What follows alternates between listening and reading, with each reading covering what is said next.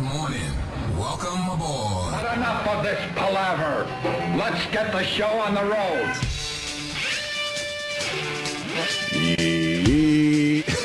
There she is. I haven't seen that yet. No, it's great. Am I going to laugh or am I going to cry? Well, depends. Both. A little of both, I guess. It's like a good movie. Yeah, a little of both. The pudgy bus aide, the bus assistant. Making the bus monitor cry. The bus monitor. That's out of the Rochester area. Brother Weeze's people turned me on to that video. Is it? Yes. Yeah. You know, it's weird when you take a few days off and you don't listen to the show. You don't listen to the show when you're not here, right? You want to take a break from the whole thing. No, only if I was, like when I called in that day. Right. I listened for a little while, a little bit, see what you're yapping about, and then I'll fucking jump in. Yeah. Well, yeah. I guess, according to Jimmy, I've been shitting myself silly. Oh, a lot. What? All over your balls and your legs. Yeah. I never heard such a thing. I was checking the Twitter. The Twitter. And I was getting a lot of shit tweets. I'm like, wow, what is this about? I'm really confused. Why do people think I'm shitting on my balls? Fucking Jimmy. I guess it's been a thing. Yeah. Talking about me shitting. Yeah, every day it was that you're just shitting more and that it's on the back of your legs. I think one day it was that you were wearing a butterscotch-colored skirt to the back of your thighs and calves while covered in shit. People just tweeting me going, I hope you stop shitting by now. I'm like, what? What is this about? Fucking idiot. Yeah. Yeah, it was brutal. The description's very graphic. Yeah. Something that nobody would want to deal with. Yeah, well, great. Actually, that was the only thing I wasn't doing was shitting, but yeah, it's completely normal to have the flu when it's 100 degrees out. Completely normal, right? Yeah. Does it matter? I never knew if the temperature mattered. I don't get sick when it's warm out usually. No. But ever since the kid comes home with all the fucking shit. He's a little fucking germ transportation device. And you've known over the years that I'm a bit prone to get sick to begin with. Oh, well, yeah. And now having the kid come home with new germs every day, this is not a good combination. All these great new germs to bring home. No, I bitched because we were all healthy. Then when I brought him to the doctor, he got sick because, there's sick kids at the doctor's office. And then the whole family's sick now in the middle of summer. I know summer just started, but I'm calling it the middle of summer. Yeah, it's the first day today. So... That's great. First day today? Yeah, first day of summer. Oh, today's the longest day of the year. And then, now, and all I think about now is, great, the days are going to get shorter, and it's going to get dark out again when we're fucking leaving for work, and it's dark at 3 in the afternoon. I know that takes quite a while. Well, yeah, but you're kind of right, because December 21st, shortest day of the year. Yeah. I start thinking, no, it only gets better from here. It's better. Yeah, you're right. Yeah. I like when it's darker earlier. You guys like when it's light. I prefer when we come to work and it's pitch black out. I really do. Really? Yeah. Why is that? I don't know. I like being outside and it's still light out at 9:30 at night. I like all this Call me light. crazy, but I like that. I like all this light. I wake up, I come to work, it's light out. I'm a big I fan of fucking go lights. home, it's like fucking 8:30 at night. It's still kind of light out. And Kind shit. of. It's real light out. It's real light out. I like that. When you wake up and it's pitch black and we come in here and then we leave here and by 3:30 the sun's going down. Yeah, who likes that? Oh, it's just depressing. No, it's I just like the sunlight. Well, how about we just balance it out? outside. How about we balance it out? Yeah, can they do that? Yeah. Part of the year, it's 9 o'clock and the sun's still out. And then another part of the year, it's 3 in the afternoon and it's pitch dark. How about as human beings, we figure it out, finally? Figure out that whole thing. We'd have to change. I'll sacrifice an hour or two this time of year to make it a little lighter, that time of year. But we'd have to keep changing the clocks. I don't give a fuck, It whatever would it get takes. It would get really annoying. Just give everyone an app. An app? Yeah, this is the actual time. And then I think with businesses dealing with the whole world. So? Fuck those people. Who cares? Yeah, well, I just want to be in the agree. park after 3:30 in the afternoon. Yeah. Yeah. I don't know. I do hate when it's dark early, but I do love when it's light out late. Yeah. How about when nice this time of year it doesn't totally get dark? You notice that? You look up at the sky and it's kind of like, what is that, blue? It's already getting ready for the sun. It's like one of those fucking, like being in Alaska or the Arctic Circle or something. So bizarre. It stays a little blue. The sky stays a little dark blue. Are we going to be frying eggs on the sidewalk today? Yes, Today's another the day. heat advisory. Ooh, yesterday was very hot. Today should be a record-tying day from 1988. 1988. That's what they say. I don't remember, though. That's not that long ago. I know. You get creeped out when it's like since 1820 or something like that. Since they started keeping records. Yeah, exactly. But we gotta like cook something on the sidewalk. Yeah. I'd like to know what that's like in 1860. That's like 1863, and the temperature's hot, and all they only know because some guy's like, "My dearest Bedelia, it was hot as the dickens today." I shot me some of the plantation workers because they weren't working. Yeah. Lost one today. Lost one to the heat today. Cotton production will be down. You call that the good old days, don't you? Well, you know. No, I heard that they were going to fry an egg on the sidewalk. Oh, they're doing that old gag? Does that actually work when it's 100 degrees? I think it can. Really? Maybe the street, maybe like the pavement. I don't know. Black tar. White sidewalk. But, yeah. Yeah, I do believe you can do that. I wouldn't eat it. Not recommended. Not recommended? Eating it at City Street. Yeah. Yeah, but, yeah, another hot one. It was too hot to stay outside yesterday. It was just too fucking hot. I actually walked around a little bit yesterday. It was nice. Ooh. It was nice. Nice? Well, getting out of the house. I can't stay in my fucking house. Oh, right. Well, if you're shit. sick like that. I finally said, fuck this, and walked around a little bit. Yeah. And I think I sweated it out because I turned the corner yesterday. Sweat it out. Have some brandy. Sweat it out. That's old school. Yeah. Yeah, you walk around yesterday, and it's just, the air is thick. Yeah, you feel it in your lungs, right? Thick, like a fucking pancake batter. Yeah, but the girls wearing nothing. Well, yeah. Holy It was fucking braless balls. tits all day. You saw it, right? I'm way down in the cellar. I saw it. It was fucking 8 o'clock at night. There was Holy tits. shit. Fantastic. I Yeah. sat on a park bench like an old man just staring at Were tits ya? yesterday. Oh, yeah, I did. Were you making noises? Oh, God, Jesus. Yeah, because, you know, the women, they're like, fuck that. Fuck the boulder holders. There are occasionally you're walking down the street and you look and just go like, you do make a noise. You go like, Jesus. Jesus Christ. You're like, oh. What did your dad used to say? Jesus Christ. Son of a bitch. It's like a little singy song thing. Oh, they were out in full force yesterday. Yeah, there was Oh some my brother. God. So one of the brothers was in front of me walking out of the mall yesterday, and there was a very attractive black girl walking out, and the brothers, they don't care. They'll just, the guy's like, oh hell, oh man, oh, shit, and she's just she keeps walking. Yeah. I'm like, wow, there's just no line there.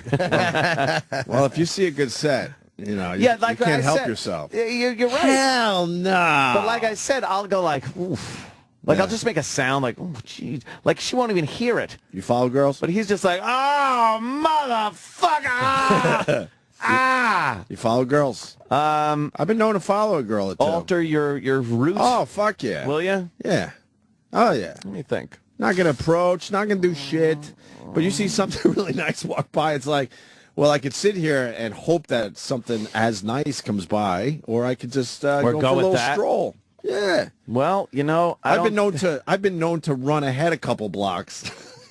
So you can get the... So I can see the front view again. See it coming? Oh, yeah. Yeah. Not often, by the way. I don't want, I'm not that creepy. I don't think I have. You've never decided to change your route? I must have. Obviously, I must have. But it's not a standard operating procedure for me. I'll usually just, take the peek. Yeah. I do, sometimes though, you go around and you're like, oh, that was disappointing. Mm-hmm. Sometimes you get one view. It's nice. Mm-hmm. Yeah. Yeah. This time of year is great for that, too. Not all bundled up. Bundled up? My God, no. I hate Not that. for a while now. I hate that, too. Winter stinks. What the fuck did I miss around here? Anything good? Anything Let me good? say, Harvey Weinstein was great yesterday. Oh, he was really good. Fucking bum. Harvey. What is he promoting? It's a French film. Yeah, it's called The Untouchables. It was really good. I'm horny. Oh, you saw the movie? Yeah, we had a cop. But it was annoying because I know they have to brand it, but it just said Spencer, what's his last name, Middich or something, across the... Oh, really? Oh, no. I didn't see that shit coming. It was across the middle of the screen, his name, like in a very light the whole watermark. time? Yeah, I wish they would have only done that for a few minutes, but... I'm used to that by now. We get so many screener copies. I love when they put our names on the screen. I'm like, holy fuck, we're part of this movie, I think. I feel all important. And shit. Yeah. I was telling Anthony, man, I saw the first 5 episodes of Louis, and then people were like, what? You must have a really bad fever. I DVR'd FX, and I don't have any Louis episodes yet. An actual tweet, by the way. Actual tweet. Dummy. We're lucky to get stuff in advance. And I don't want to explain that to people that are that stupid. But we got the first 5 episodes. Yeah. And I went through those 5 episodes. I tweeted about it last night, but holy shit, man. This is Louis' best season yet. And all the seasons have been great. Yeah, I watched it too. Fantastic. Yeah. It's great, right? Yeah, it's I should watch it. I'm so bummed I haven't. I hear it's fucking just amazing. watch it. Watch a your little pal. different. And you I know all love the people. a little different you than... just don't want to be influenced by it, that's all. In this season, there's a whole scene with your picture in the middle of you and Maria Bamford. What's her name? Bamford. What is it, the The female comic. Yeah, it's at the cellar. Oh, Louis okay. talking to her. In the hallway, and there's little Jimmy Norton's right in the middle. picture up on the wall. Yeah. Yeah, it was. I don't know what pretty funny. I don't know what we could say though. You can just be vague about it. I think it's got a different feel than the other seasons did. Absolutely. It's I don't know. I don't want to say darker. It's not darker, but it does delve into It's a little deeper, a little more serious like subject matter, but funny because it's Louis. Right. You know, he's able to walk that fine line. Right. So it deals with more like of his life issues. Yeah. But it's funny. He doesn't need our help, but I want to help promote this. But I don't know what we could say. It's he's getting into the dating thing. I think his kids brought up the point that he's got to get out and maybe get a girlfriend. Yeah. So he does that, and of course it's fucking funny and weird and he got Parker Posey. sad. Parker Posey's in 2 episodes Yeah, Parker of Louis. Posey's in there. And she's amazing. Yeah. She's a great actress, huh? She's phenomenal, dude. Holy fuck. Amy Schumer did a movie with her. Why isn't she used in more stuff? Remember that? Remember? I forgot about that. Yeah, Voss talking about how Parker Posey should be used in more stuff. Yeah, she's great, though. She plays kind of, well, see, you can't say, man. Yeah. Fuck. We got to get Louis on the phone to see what we can talk about. Yeah. Because, I mean, we bring up some of the stuff. We definitely could discuss it. Yeah. Definitely. I think he explores his softer side in one episode. Yeah, definitely. Kind of softer side. Yeah. Something that we could talk about for 2 hours on this show easily. So after that episode runs, I'm sure we'll go with it. Louis premieres next Thursday already. Oh, next Thursday at 10:30 on PM. FX. So set your DVRs. It's so weird what they beep out of that show too. They didn't beep anything. No, I mean, like, I think on the screener copies that we got, they don't beep. Well, But they I think beep? on FX sometimes they beep things. Like, I didn't know they beeped. yeah, sometimes they do. I've seen beeps on that show with with fuck. I don't think FX lets fuck get through. Oh, Right. yeah, okay. Yeah. But it's going to be interesting. When I watch the screener, I'm They like, are they beeped. going to beep that? No, they didn't on the screener. But No, but they beep when you watch it on FX. Yeah. There's a few, very few, but they do. Huh. And I'm watching thinking, I wonder. He's such a New York guy. He really does portray Oh, a absolutely. New York guy very well in that show. Louis, I think he downplays it, but he's a filmmaker, man. It looks great. He writes and directs it. But those are all his shots. He does everything. Yeah. But he's a filmmaker, man. He knows how to fucking film shit. Yep. He's so like holy fuck. When he's getting people ready, it's like watching him deal with. We did something, and I was worried about the lighting. Right. And the director of photography, whatever, was telling him like, "No, I think we should do this." And Louis just knows what he wants. He's like, "Yeah, no." And then the guy tried to put another light in and sneak a light in just to get.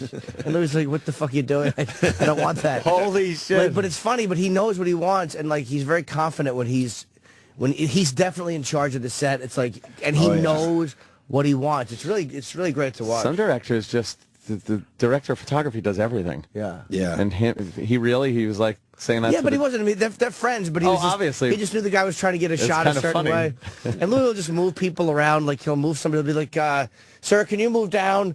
And then he'll like whisper, like, "Get the fuck out of the shot, you cunt." Guy's just trying to stand in the camera's lens. Like he knows when the guy is just trying to stand in the camera. Oh, that's funny. Some people would let that slide. Yeah. He's just like, no, he knows what he wants. Doesn't give a fuck. Very good. That's funny. That's great. But anyway, man, I'm glad we got the screener copy. That was nice of them. Yeah. And the first 5 are definitely all home runs. So good for Louis.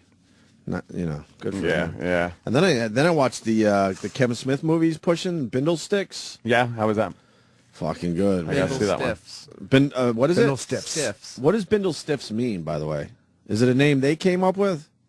No idea. Because I think it's the name of the homeless woman that's in this fucking movie. Really? Yeah, it's pretty fucking edgy and weird. I've not seen that yet. You should see it. Yeah, probably. What is it? Did you get a screener or did you? Yeah. We all got screeners on that because he was going to promote it, but then something else happened, so he's going to promote it later this summer. I guess a bunch of kids made a movie. Yeah, a bunch of high school kids made a movie called Bindle Stiffs. Bindle Stiffs. There it is. Okay. Yeah. High school kids. Right. Remember that? Hey, high school kids. Thank you, fucking Roland, for that one. Yeah. A tidbit of information. Yeah. You'll laugh so hard, you'll barf your teeth out, is the slug line.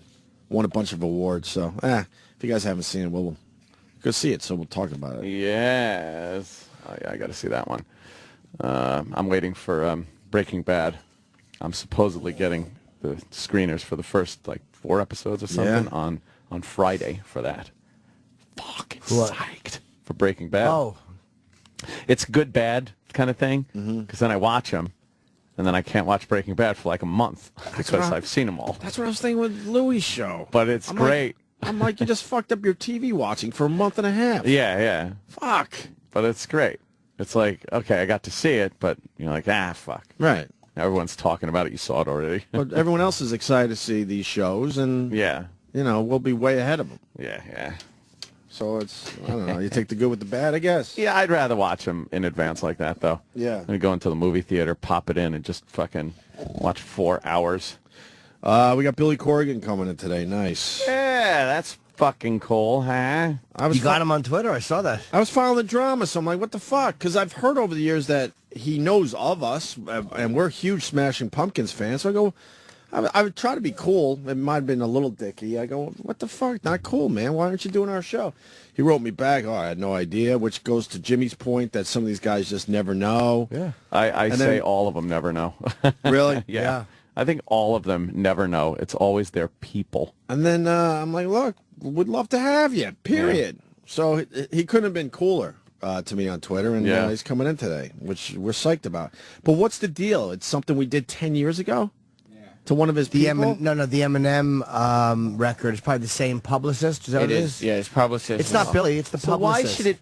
Why should they care if we did something with one of their other clients? Just fucking shut up. Well, because he wrote me and goes, I had no idea you guys even wanted me. And I'm like, what? I go, of course we do.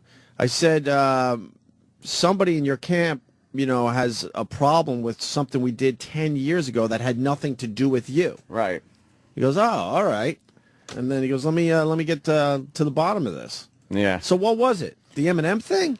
That was definitely one of the things. I don't know what else it was, but apparently his publicist said you guys have fucked him over multiple times. The Eminem thing is 10 years ago. Yeah, that was when his third album came out or something. We openly admit that we've changed as a radio show. These motherfuckers hold on to these jobs like popes?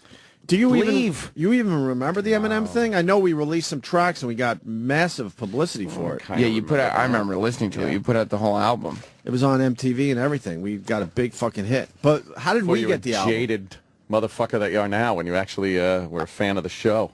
The publicist gave it to you, that guy, to listen to. Oh, to listen and then you put every track on the air. I swear to God, I don't remember. Whoops. I do remember we leaked the tracks, but I don't remember how we got the album and all that. Why would anyone give us an album and trust us? That's stupid. Yeah. Do you know, I fired my publicist yesterday, and I just got an email from somebody saying that they were happy for me. Sometimes publicists, it was not over something like that, but a lot of times you don't know. How did that person know you fired the I publicist? think my manager, they might Did you go, have needed me. you're fired? No, but there's times where you don't know as a performer. This wasn't the case with mine, but a lot of performers just don't know. Yeah. The publicists don't tell them. I'm one of those guys that always wants to know everything. People who represent me, if I ever think they're being rude, for real. Oh, yeah. But a lot of guys are just kind of going along doing their gigs, and the publicist doesn't tell them anything, Right. and they fucking wield power like that. And if you didn't tell him on Twitter, this show never would have been brought up. Yeah. Yeah, I didn't want to give him the big fuck you. Yeah. I figured if maybe if he happens to read my tweet, maybe we could work something out because I really like Billy Corgan. Fucking Smashing Pumpkins are amazing. Is this kicking off our artists of the 90s I'm hoping. kind of thing? Oh, yeah. Will he play for us today? I don't know. I do see an acoustic guitar Well, I sitting told- right there in the case. I told the guys to get the guitar just in case. Just Oh, in that's good. case. Put it on the seat right next to Well, him. well, Roland told me, he goes, you might have shipped his guitar to L.A. because he's leaving for L.A. right after our interview. Yeah. I'm like, well, find a guitar and just have it laying around, and maybe we could get him to... I don't care what he sings. Yeah, anything. Anything would Ahead. be great with that voice of his. I don't think he will, though. Will he? Well, I reached out to Mark Wahlberg, same thing. Yeah? I'm like, dude, what the fuck? Seriously? Did he get back? No. I don't think it's him, though, at all. I don't think it's Mark Wahlberg All right, at all. But you could... And I love the listeners that are following our leads. And they're, tweeting, in a good way, by the way, and I appreciate that. I've seen... You're a fucking asshole for you. Right, because we are trying to get these guys on. You know, this movie Ted is going to be huge, and I don't understand why we don't get anyone from that movie. Yeah. That's ridiculous. So I wrote Mark Wahlberg, hoping that maybe he would read my tweet and the thousands of tweets that he gets. He either read it and ignored me or never saw it. But I'm like, you should be doing our show. Yeah. It's ridiculous. If you come in for your charity, then common sense says come by and say hi to the boys for the big movie. It's amazing how the performers, why? Like, enough. Like, we've been way too nice. I'm not saying we, give everyone a fuck you, but we start asking questions to these people. Like, why? Yeah. You know? Mark had a great time on the show. I know. And he even said, as the mics went off, like, I'll come back and see you guys soon. I'm like, cool. We had a nice little thing with them. And a movie like Ted is, I think we're talking to the same people that are going to go see Ted. Yeah, probably. Of course. That's a pretty similar demo. It's like, Dumbo. it's like, can you imagine getting an email from a radio show that says, hope you're well. I do, however, have to mention that we are invoking what is now referred to on the show as and they name a famous comedian rule, which is simply that we want our comedian guests to come on and be funny. I know that will not be a problem for Jim, but just had to mention it. Let me know what works for him next week, and hopefully we can lock in a date and time. Ugh. Wait, what? That's too confusing. I think it is, too. I apologize. Is it too confusing? I get it. I forwarded it to you, and I read it with everything. You forwarded it in to there. me. Yeah, you just probably didn't see it. I sent it to you yesterday. Wait, who sent this? It's from Imus's. It's awful. Imus's. I don't know, a woman who works for him. I don't think it's his producer. I think Bernie's. Wait, they're trying to get you back on? Yeah, but But it's an insulting fucking invitation. they mentioned another comedian's name. I'm not going to mention him. Because, Could you write it down for me so then I understand? Yeah, just I won't do that because they said that to me in a private email. Yeah, no worries. I won't say shit. But I'm good these days. These days. Could change at any moment. What about it? no, that's the comic's name that they mentioned. So I don't. Yeah. So the email is this. Hope you're well. I wanted to touch bases. We'd still have to have Jim back on with Imus next week to promote his comedy special. I do, however, have to mention that we are invoking what is now referred to on the Imus in the Morning program as the blank rule. As the John Doe rule. John Doe Let's rule. say John Doe is a comic Okay. that Who I didn't do well, I gathered guess. didn't do well. which is simply that we want our comedian guests to come on and be funny. I know that will not be a problem for Jim, but just had to mention it. Let me know what works for... Like, who wants to go on after that shitty email? All right, you know what? I blame, and I love the guy, but I blame Imus. Yeah, I do If something's not working, you got to step up. Because, you know, the person they are mentioning there, we've had on the show. It's easy to say that because we've had hundreds of comics on. And we did all right with them. Yeah. Yeah. We absolutely did all right with him. He wasn't our funniest comic. Right. But we got something out of him. Yeah, it was certainly a nice... and if you do a radio show, sometimes you sit back and if they're killing, then let them kill. But if it's a bit of a struggle, that's when you have to step up and try to save the segment. But what annoys me so much is, like, he's not kidding.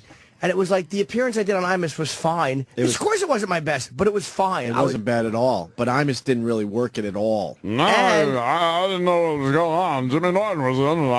Oh, no, it's higher.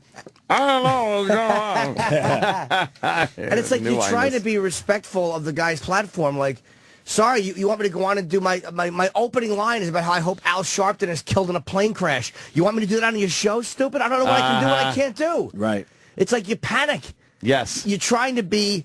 I would rather err on the side of caution and not get the guy in trouble. Right. I'm not going to curse, but I don't know. What if he gets in trouble because you're doing some kind of Islamic joke? Or I'm trying to ease into it. You should go on and just do horrific old black jokes. But it's like, for real, you want me to just do, you know, he's like... In blackface would be... Oh, my God. Just walks out in black. Oh, my God. Jimmy Norton, oh, my God. Go to break there, Magoo. You've done it again. That's what I would do. Fuck him. It's like you can't win. It's like if you go on and you say, I know I can't curse, but if you do something too brutal, they're going to go, what are you doing? Like he mentions Tim Tebow to me. And I didn't do anything with him, but all I wanted to say was, I think he's gay. Right. I think Tim Tebow's gay. That's my opinion. You can't say that. He may not care. He may go, yeah, me too. Yeah. Right. Fine. But I don't know exactly. I don't know what the temperature of that show is to listen to it. Look, man, last time you were on Imus was way off. Period. And he was hoping that you would just carry the entire show. Oh, boy. And you did fine. But then he just starts throwing stuff out. Like, how do you even know if maybe Jimmy doesn't have anything on these guys? Or, like you said, it might be too edgy for his program. Well, yeah, and I don't even mind that. But to me, he wasn't. It's like, don't douche me. Yeah. Like, he wasn't trying to. He wasn't. And I know that he, on some level, likes me. But it's like, come on, dude, what are you doing? Yeah. So you going to do it? No. I was in the morning program, 25 past the hour. Jimmy Norton, unfunny comic, going to be on the show now. I was in the morning, 5 past the hour, and unfunny comedian Jimmy Norton going to be on. Yeah, fuck that shit. Fuck that. I'll get my Fox demo covered by doing Hannity. You still got to work. You still got to work your own show there, Imus. Can't just sit there and assume everyone's just going to kill for you. But yeah, we were just having a chat. Right. Like, what the fuck? I'm sorry. I guess I didn't know you want me to come on and do bits. Oh, boy. I didn't think that's what the show was. Radio war. No, I'm not going to bash him. I know. I really won't bash him, but I'm just like, fuck that shit. Send me a fucking email like that. We're invoking this rule. Really? Yeah. Ugh. It's a sad day. Put Imus on the fucko list, Sam. It's got to be done. It's got to be done. All right. It's got to be done. Oh, that really annoys me. That email, but that was what started. That was the final nail in the coffin when I said how I wanted that handled. And I was livid that it was not handled how I wanted it handled. Did you had the same lady? What's that? Same lady that goes back a bit? Your publicist. Yeah, it was the same person. Hey, I'm sure she does a great. She did. You know, she got me a lot of press. I'm not saying she's incompetent or she's not good at her job. I just felt it was time to separate. Now everybody's guessing whose rule it is. Nah, but I won't. I won't say only because. Anyone get it? No, not yet. As annoying as that email is, it's like I wish we could mention the comic. Yeah, because he was a challenge. He was a challenge. Yeah. It was good. I don't think it's on our highlight reel or anything. But we didn't walk away from it going, "Oh boy, that segment sucked." No. We absolutely, you know, it was good. It was a conversation. Sometimes conversations are okay. The Rita Rudner rule. Yeah. I don't know what Imus did last time, but I opened my fucko list file. Yeah. He was already on it. Oh, good. We'll keep him on there then. Hey, what did Adam Carolla do? I've been out of it for 3 days. Adam Carolla said women aren't funny. That old gag. Yeah, he didn't say women aren't funny, and he did preface it by saying there are plenty of funny women, right? But they're just not as funny as guys. He said but he wasn't even saying that about the funny women. Why is everyone outraged then? Because they're babies. Because that sounds like This is the an day honest and age. opinion. This is the day and age of the funny chicks. But he's trending on Twitter over this. Oh yeah, people are very mad. This is the day and age of the funny chick. All a lot of TV series are put out now where it's the girl is the lead and they're funny and they're usually comics Girls and stuff. on HBO. Girls on HBO, things like that. And then Twitter is just alight with girls that are hot or semi-hot and just right about their fucking pussies and assholes and how they suck dick and have guys come in their face and all this shit. But if you talk to them one-on-one away from Twitter, they'd be horrified if you said anything like that to them. Okay. But they're like these hot, filthy girls talking about their duty in toilet bowls and stuff. And it's like, oh, really? Let's have a real conversation like that then. And the second you bring it up, they'd be like, ugh. So I'm not completely against what Adam Carolla said, and he did preface it. He brought up a lot of comics, and he said women comedy writers too. He said, and he pointed out quite a few that were very funny, very good. So where was this on his podcast? In an article? Yeah. Huh? Newspaper article, New York Post. So what was the line that got him in trouble? Women aren't funny. It's just something about how like the guys were always funnier on staff than the chicks were. Yeah. Yeah, and he said something like, if he has a daughter who has if my daughter has a mediocre sense of humor, I'm just going to tell her be a staff writer for a sitcom because they'll have to hire you. They can't really fire you, and you don't have to produce that much. It'll be awesome. You know what? That's a great statement. Pretty honest and pretty real. You can't be honest. He said, when you're picking a basketball team, you'll take the brother over the guy with the, I don't even know how to pronounce it, but it's a Jewish thing. Why? Because you're playing the odds. When it comes to comedy, of course, there's Sarah Silverman, Tina Fey, Kathy Griffin, super funny chicks. But if you're playing the odds, no. If Joy Behar or Sherry Shepard was a dude, they'd be off TV. They're not funny enough for dudes. God, what if so Roseanne right. Barr was a dude? Think we'd know who she was, honestly? You know what? Sherry Shepard stinks. Yeah, I like Joy, And but Sherry does Hold stink. on, but I'll let me say this about Joy. She holds back. I know she's funnier than what she does on TV. Yeah. We've all seen her stand up. She's very edgy. Right? Yeah, she defends comedians. So I Right. like her. Yeah, but I mean, she doesn't stink like Sherry Shepard. Is she a but- comic, Sherry Shepard? I guess.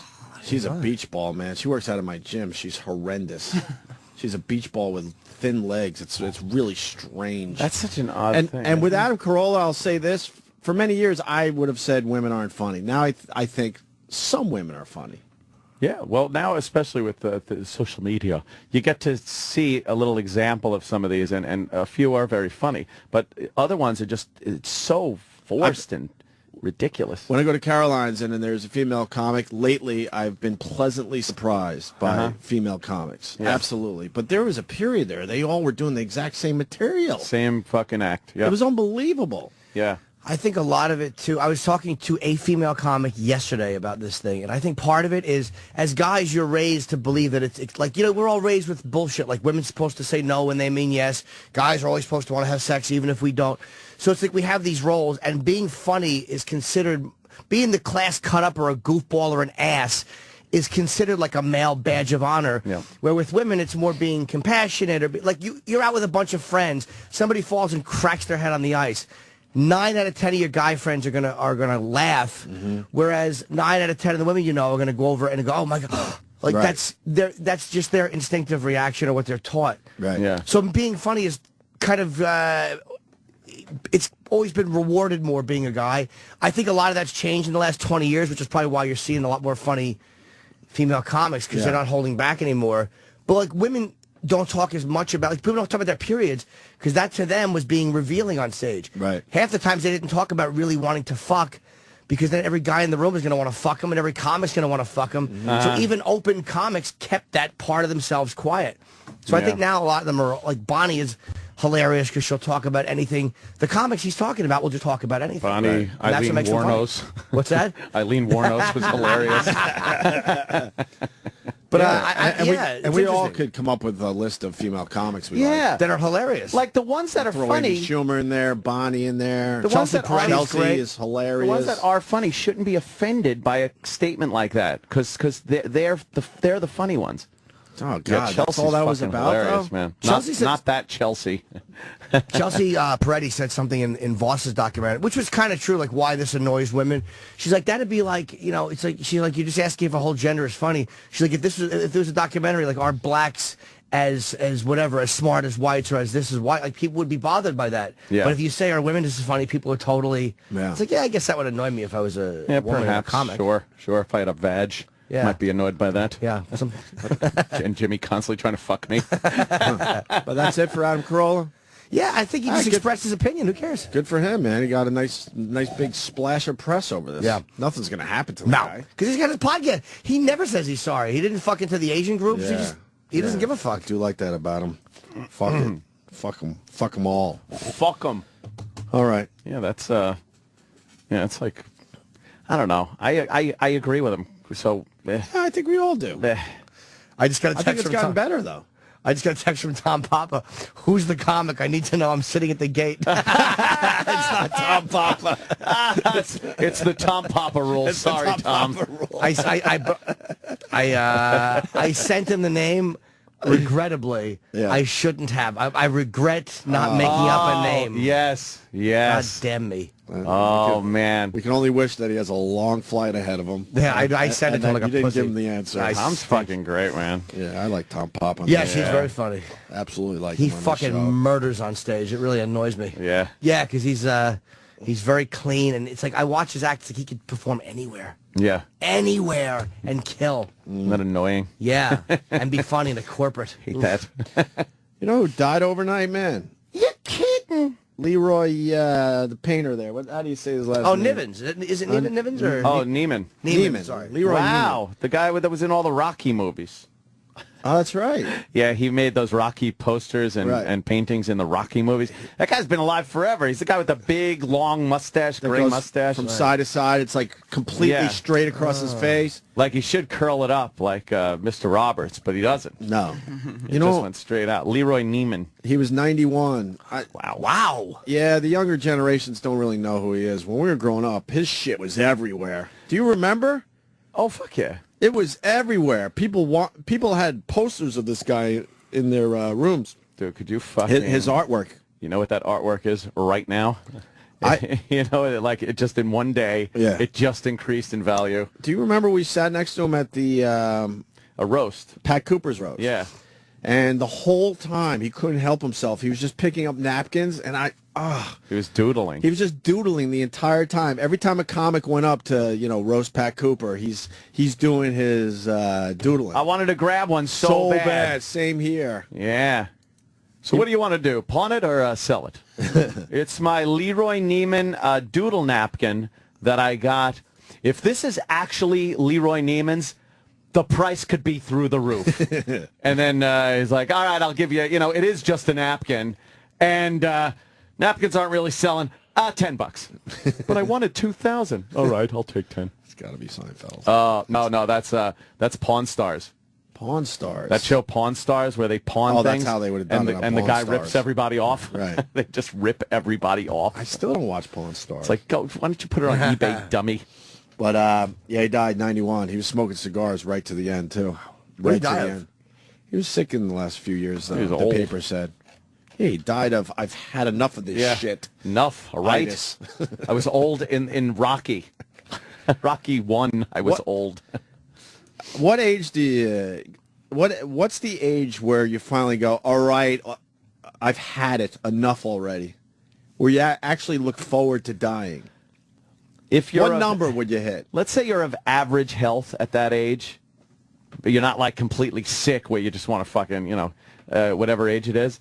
I would think when you finally hit 90, it's done. Where you're like, I am so okay with this. Yeah.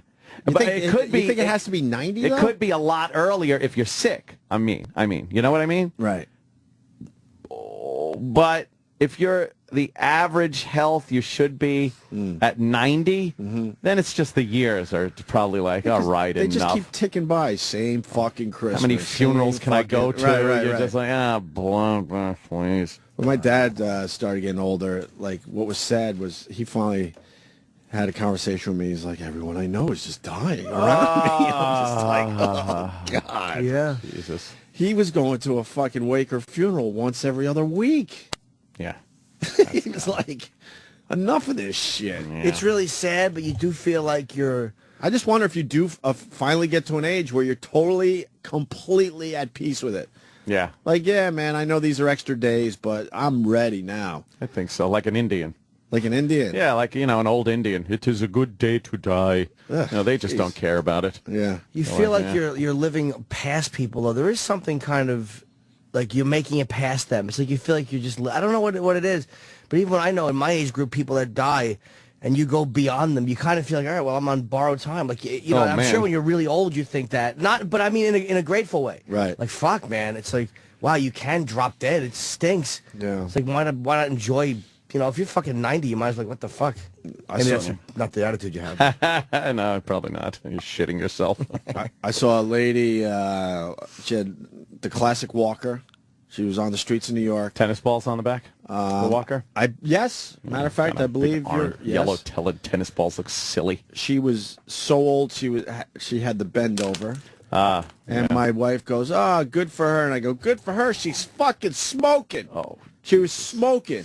This lady had to be well into her 80s with a walker on the streets of New York smoking a cigarette. And then my wife goes, she might as well just do fucking heroin at that age. Who gives a fuck she's smoking? If she quit smoking, she'd probably drop dead. You That's think? Like, the body just gets used to things, I think. Because your body will go, what the... Yeah, where's the my nicotine? Come on, you're killing me. Dave from Connecticut, when you get married, you die faster. Yeah. Great. An old marriage joke. Yes. The old sperm bank. You guys want to do the bus driver lady? She ain't the driver. Break? I haven't seen it. I've heard part of it. I've only heard about this, to be completely honest with you, but I hear it's brutal. Yeah, she's a bus aide. Making the bus monitor. She's the monitor, a bus monitor. A bunch of kids in there. She's just some fucking, rotund old lady. That the school district just gives her a little part-time job. Yep. So she feels good about herself. And then what, you got some dick-ass kids beating her up? She just had her 50th high school reunion. She's lived in the same town, same school district all her life. Oh, boy. And she's been a widow for the last 17 years. Oh. And where is this? Greece, New York. Greece, New York. Yeah. Here. Oh, I thought it was the country. I'm like, why are they speaking English? No, Greece is a suburb of Rochester. Oh. Yeah, the Wheeze people sent this to me. Greece, New York. Yeah, yeah. All right, let's play a little of it. Yeah. How long is this video? Very 10 minutes. Oh, we're going to have to play every single minute of it. They're very mean to her. It's a relentless 10 minutes. Yeah. Really? Yeah, absolutely unrelenting. She's on the ropes the whole time. There's no dead spots? Nope. All right. It's loading. What's this? So I sweat just from you talking, you fat ass. Oh, she is funny. Look at that in your face. Oh my god, you're so fat. Yep. So mean. Karen, you're fat. Holy shit. If I said fucking fat ass, E-Rock would run in. I'm sorry, E-Rock. I didn't mean it. If I had said that to an adult at that age and it got back to my parents, God, no way. it would be over. Of course. Would your father have yelled at you? Oh, my God. What the fuck is wrong with you? No respect. Especially just right to her face like that. My another two big things with my father was self-respect, which I didn't even understand what it meant back then. You got to have self-respect. And I'm like, I don't know the concept of that. What are you talking about? What does that even mean? Self-respect. And the other one was like, goddamn common sense. And I didn't understand what that meant. But it seems like he didn't have common sense. No, or self-respect. Or self-respect. It was like, it was one of those do as I say, not as I do things. Like I hated dads that pile on. He would say goddamn common sense. It's like, yeah, but with my brother especially, it's like, Joseph, you got no goddamn common sense. That's great. Have some goddamn common sense all the time. And I was like, I don't know what that means. It was great. a word, like you might as well just gone blah, blah, blah, blah, blah. I didn't know what the fuck common sense was. and self-respect. Like, what is self-respect? Jesus Christ. Have some goddamn common sense and self-respect. Just a bunch of catchphrases, my dad. It's funny, though. He was the catchphrase kid. Oh, catchphrase kid. Let's listen to more of this. God, they're like 5 feet in front of her. Oh, no. Oh, my God, your glasses are foggy from your freaking sweat, you fat ass. Dude, put the glasses back on. I can't stand looking at your face. If you fucking look into our eyes, you're going to turn into stone. Karen, put those sunglasses back on. Freaking looking like a troll. You fucking badass. Look at all this sweat right here. They're pointing at her belly. Besides your shirt. Unless you have something nice to say, don't say anything How about about you shut the fuck up? Pause. Holy shit. Why don't you shut the fuck up? Yeah, I kind of agree with them. Could she stop speaking in cliches? I know, right? If you don't have anything to... A bird in the hand is worth two in the bush. Shut up. They pointed at her belly and said, look at all this flab right here. Yeah. Oh, my God. Oh, my God.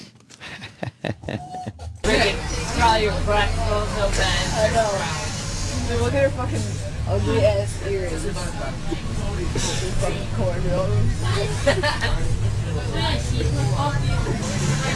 Oh, so you're putting this one up Facebook? Yeah. You can fucking see the sweat dripping down her face. I know. Look fat ass. Karen, are you sweating? Karen. Oh my God, look at your fingernails, you're fucking gross. She's not sweating. Look at her fingernails. Why is there water on your face? She's just trying to Oh, you're crying over your eyes, you dumbass? Yeah, you're crying right here. I'm crying all over. Yeah. Yeah, she probably misses her box of Twinkies. That's true. It's everything we say to Bob Kelly when he's here, though. Sure. You miss your Twinkies. You miss your Twinkies. You probably freaking shoves the Twinkies up her ass. Fuck. I realize my ass is calm as a liberal. And the bus driver doesn't know this is going on? Sucks. You probably gets like, wait, are you sleeping? Yeah, Brandon, shut up. Pause that for 1 second. Yeah, Do you hard. know how much trouble these kids are in with their families? Oh, yeah. Oh, yeah, look at that kid's face is right this there. idiot. He's so fucked. He is good. I hope his father just fucking punches the side of his little face. Oh, goddamn. Well, I mean, but kids today know nothing's going to happen to them. Goddamn common sense. Yeah, that's the problem here, Yep. right? They just know they're And they all impervious. are taught bullying in school at this point. Obviously, that's not helping. Well, it would be like, oh, I thought you meant each other. Right, oh, right. the bullying of each other. You mean anybody? Oh. I didn't know. I'm sorry. I tapped out on this one. I feel bad for this lady. Oh, who wouldn't? Okay, I even good. feel bad, All and right, I good. fucking don't give a shit about anyone. Tell that to this hard dick in the front of my pants. You just know she just has a tiny little job at the school district. She's just trying to stay active. Right. After our dead husband fucking leaves her, and fucking our son committed suicide, by the way. After this video? No, 10 years ago. Oh, no. I believe 10 years ago. And the kids were saying your family should kill themselves. Oh, good. Yeah. Good. Oh, terrible. What? Do we know the backstory on this? Yeah, she's fat. Did this lady do horrific things to all these kids when they were younger? And this I don't know. It's payback time. Isn't it fucked up?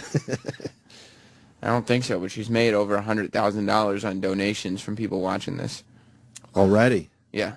Oh, these kids are in trouble. What is it, a PayPal account? Yeah, there's some website, if you know, things on YouTube, and there's a link to it. And then it's just donate to Karen to send her on vacation and help her retire. Dude, I would take a beating like this for $100,000. Oh, fuck Yeah. yeah. No Oh, fucking that's problem. Bunch of We- kids. We do when we're sitting here. Yeah, no problem. Comics come in. I feel like we owe E-Rock about $100,000 at this Oh, point. man, right? Sure, for lunch. E-Rock, can you make... That's so much food. That's so much food. Oh. Let's hear more of it. It's kind of hard to hear, but... But why wouldn't you let me look at the book? You want to look at it? Oh, this is her. She's just asking the kids if she can look at their yearbook. Why? She just wants to look at it. She wants to look at the trying to pictures. interact. She's probably so lonely that this is like the only interaction she has with people. And they're all fucking kids from Lord of the fucking Flies. Jason on Long Island says the cops are stationed outside the houses of these kids at this point. Are they? Really?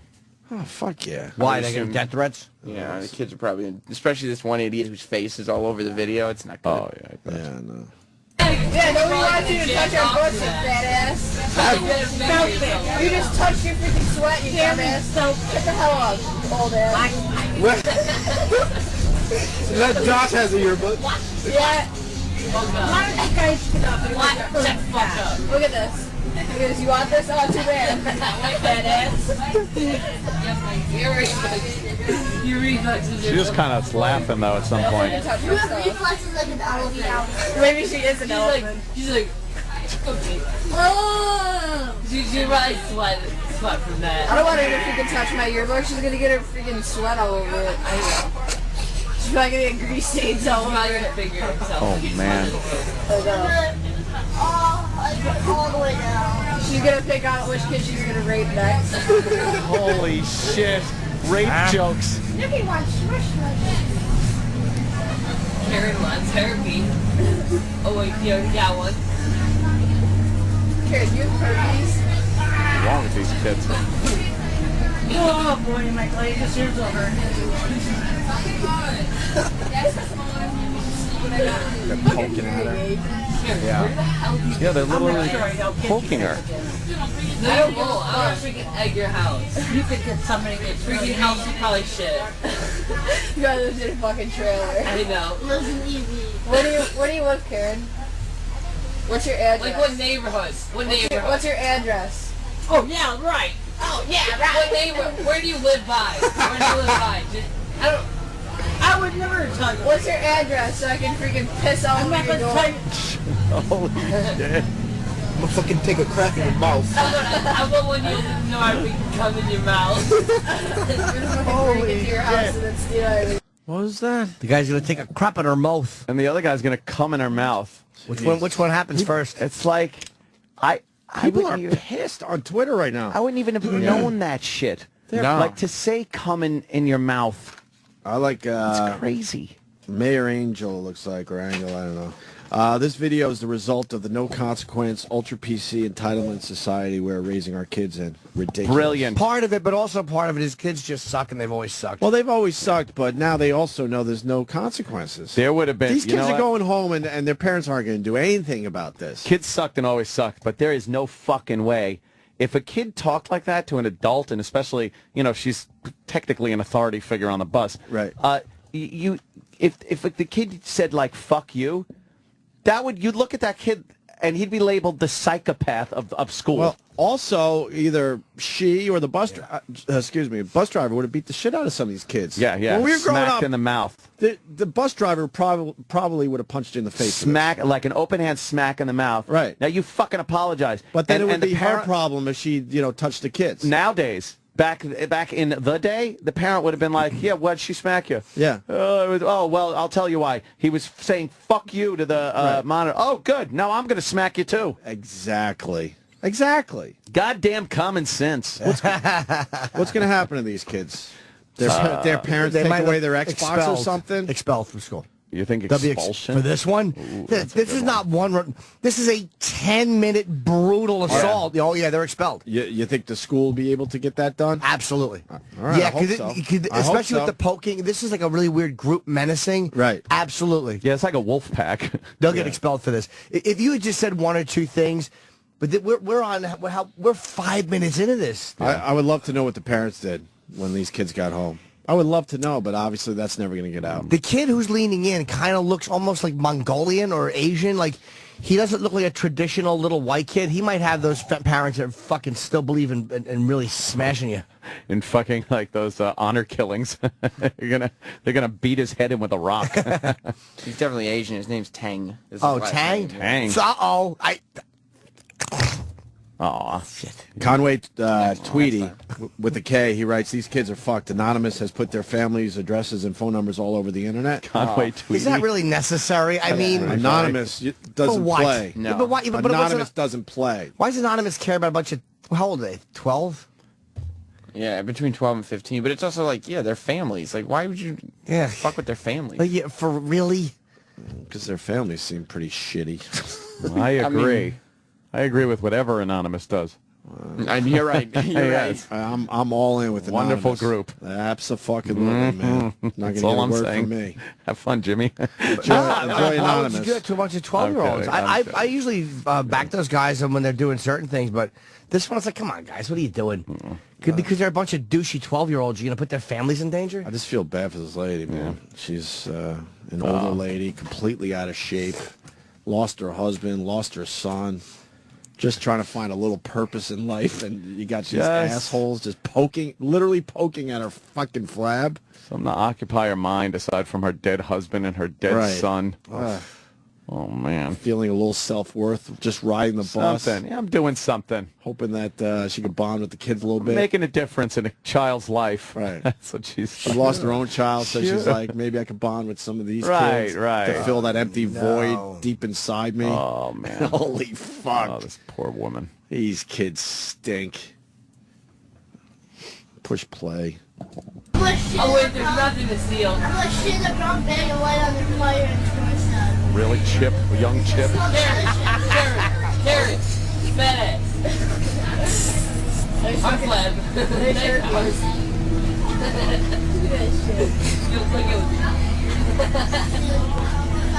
They're hitting her arm flab with their yearbooks. Poking her with the yearbook. Jiggled. Wesley, why would you touch her? Touching her fat, making her jiggle. He touched you. That was John. Oh, was it? You freaking just touched your arm. Something tells me she's... All right, pause a minute again. Something tells me she's not completely against this. Believe it or not. She's like smirking at some point. Like she might be one of these weird fucking people that kind of enjoy that... she's just trying to any interaction. She's trying to, be a part of whatever's going on. Because I see her, like, they poked her with the yearbook, and she turned really quick and kind of smirked, like... Maybe she's trying to be cool. Yeah, one of the cool people. Well, obviously the kids knew they could get away with this. Yeah. You're not going to do it with the tough teacher. Yeah. I don't know how you fucking teach in this day and age. But these little douches really don't take consequences. I mean, that's true. They really don't. Nope. No one's going to have to worry about their father slapping them in the face. I would get my fucking face slapped. Oh, yeah. Oh, yeah. Oh, I've gotten hit for a lot less. Oh, yeah, it would have been ugly. Oh, yeah. For talking during Rona Martin's laughing. Fucking, I've gotten a belt across my ass for that one. Who are you, Ronnie Kovics? Oh, it's the Sammy Davis episode. What could you have possibly done wrong? I was making too much noise during Rona Martin's laughing. But what was going on? I don't know. I think it was the Fickle Finger of Fate Award. It's very, very important programming. Important.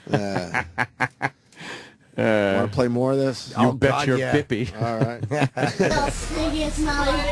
I know, this looks infected now. Here, do you put like a whole pack of deodorant on your She probably fucking eats deodorant because she can't afford real food. What are we doing? Your mom. Oh, well, she's dead. Kind of like you in 2 years, you old ass. She's gonna die of fucking diabetes because she's so damn cute. Why don't you take everybody else's picture? I hope you don't do John that. will get fake gold. Yeah, no. Fake gold, that's fucking plastic. When you look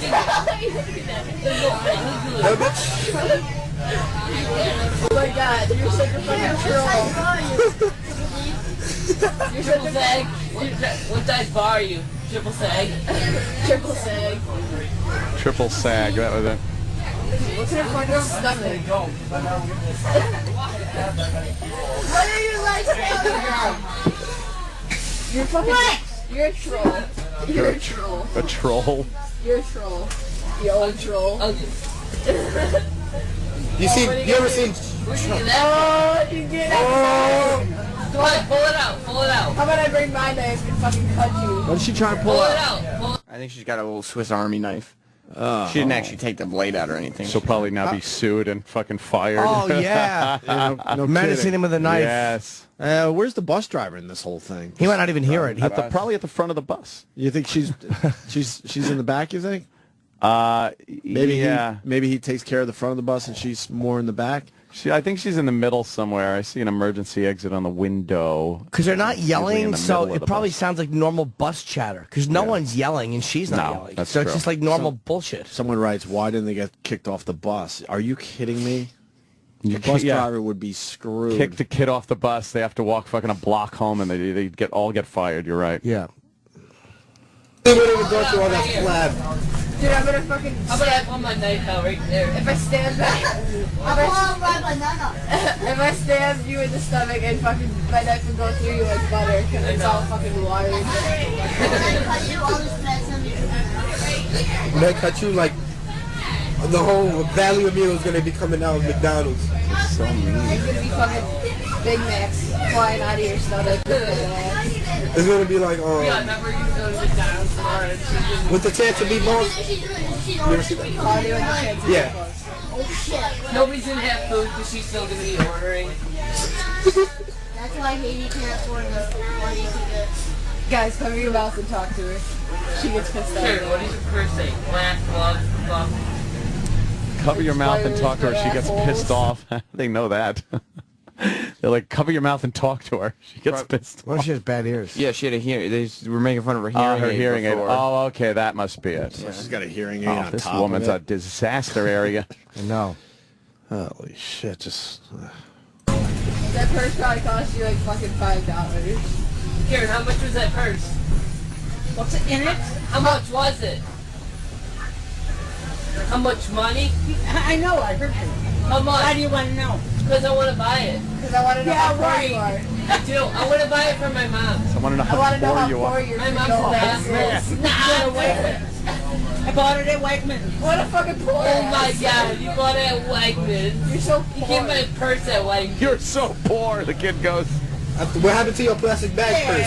It was. Pleasure. I love when that big dummy just pipes in. Yeah, with his fucking already low voice. Dumb, like, the McDonald's gonna fall out. What happened? He's the unfunny guy who'll just pipe in. It's like a big lug. Yeah, big dummy. She's trying to be a good sport about it. You could see that. Yeah, but it's just too much. It's way too much. I'm surprised you could Using even. Toronto. I'm surprised you could even pay your fat ass. There's a lot of different things. Does that make you sweat when you pick up your purse? I try to live by What? some of these words. Yeah, but you I don't. try, but it's very hard. Hey, is the word fat on there? Because that's what you live by. It's that, and there, I mean, it's ugly on there. expect miracles. You live. What the Yeah, fuck? right. Yeah, I know. Fat ass. Live with You're integrity. so fucking old. This is like them at the Live cellar. with integrity. I'm surprised you know how to read. Oh my god, that bracelet's gonna break off your wrist because you're fucking flat. I know, right? That bracelet's rough. Nobody cares about what that freaking shitty person says. I know. You It's probably want that in your relentless. fucking- Dream. Okay, everybody does that. Dare to laugh. Fat ass. Oh wait, that is. It just Be doesn't. remarkable. You already are remarkable by fucking taking up a whole entire seat. Get- Remarkable fatty. You're gifted to be the fattest one under. You're a fucking troll, Guy's Garrett. bombing. The deep voice guy's just That's why you're bombing. in green. Why are you looking at me like that? You want to rape me? Holy See, I know where all you guys live. Maybe Okay, cool. What are you gonna do? Dude, come to my house and I'll fucking beat your ass. I know. I'll fucking tell my pit bull to eat your fat ass. I'll And then he'll freaking serve You it. get my little Dummy. short ass. What is he saying? Tell my pitbull. My pitbull to eat will your eat your ass. Ugh. Stinks, this kid. Yeah. Did she say I try to look nice or something? Oh, She said, I try to live my I life try to live by- my life. By Yeah. these words. Yeah. by these with words? And integrity. he said it's one of the words like Integrity. fat or something. Dare to laugh. Right. Yeah, one of the words, fat. And she's like, I know where you guys live. And he goes, yeah, come over, I'll kick your ass. All right, it's just about over. I buy your addresses. What are you even gonna do? I'll send you a thank you card. Okay, thank you for For what? being so nice. I'll send you a donut, fat ass. I'll send you Really a does fucking have nothing. McDonald's coupon. It'll be like 2 cents off, so you can pay your rent with that 2 cents.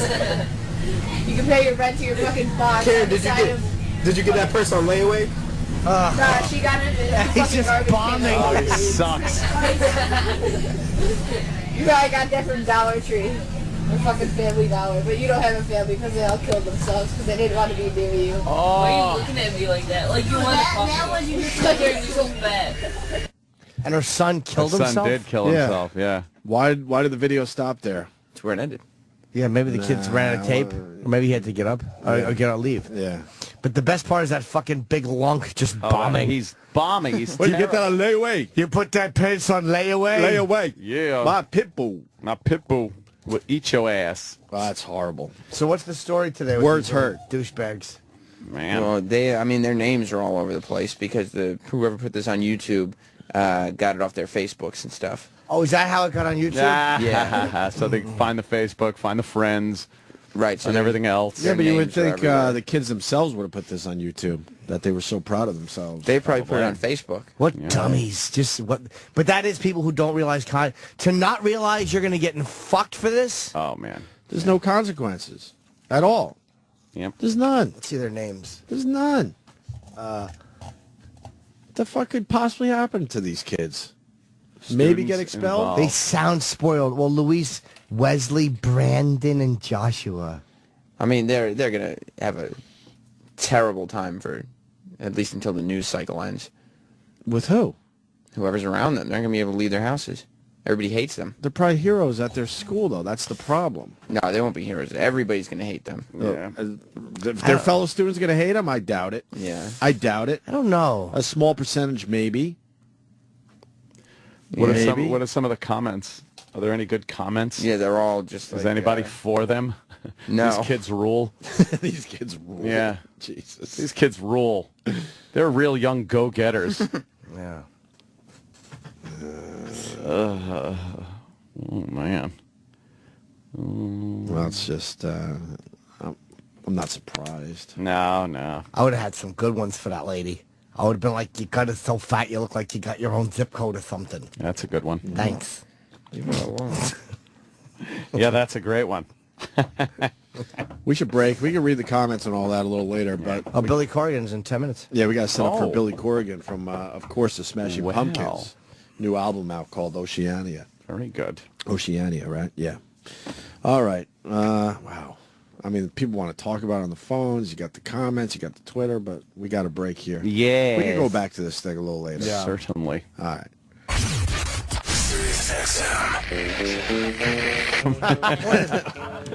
I can almost understand Bob Dylan, but Johnny Cash? No, there are a few Johnny Cash songs that I like, but Is Everclear good? Is Everclear good? They're still a big band or no? What? What year is this? They were all right. Well, I wasn't a big fan of Everclear. no, they did have a couple Couple of of hits. hits though, I right? liked, whatever. Why? They're the band on the Tonight Show tomorrow. Oh, oops, sorry. No, I don't care. I've never met them. Hey, they got new stuff out. Yeah. Is it good? It must be good.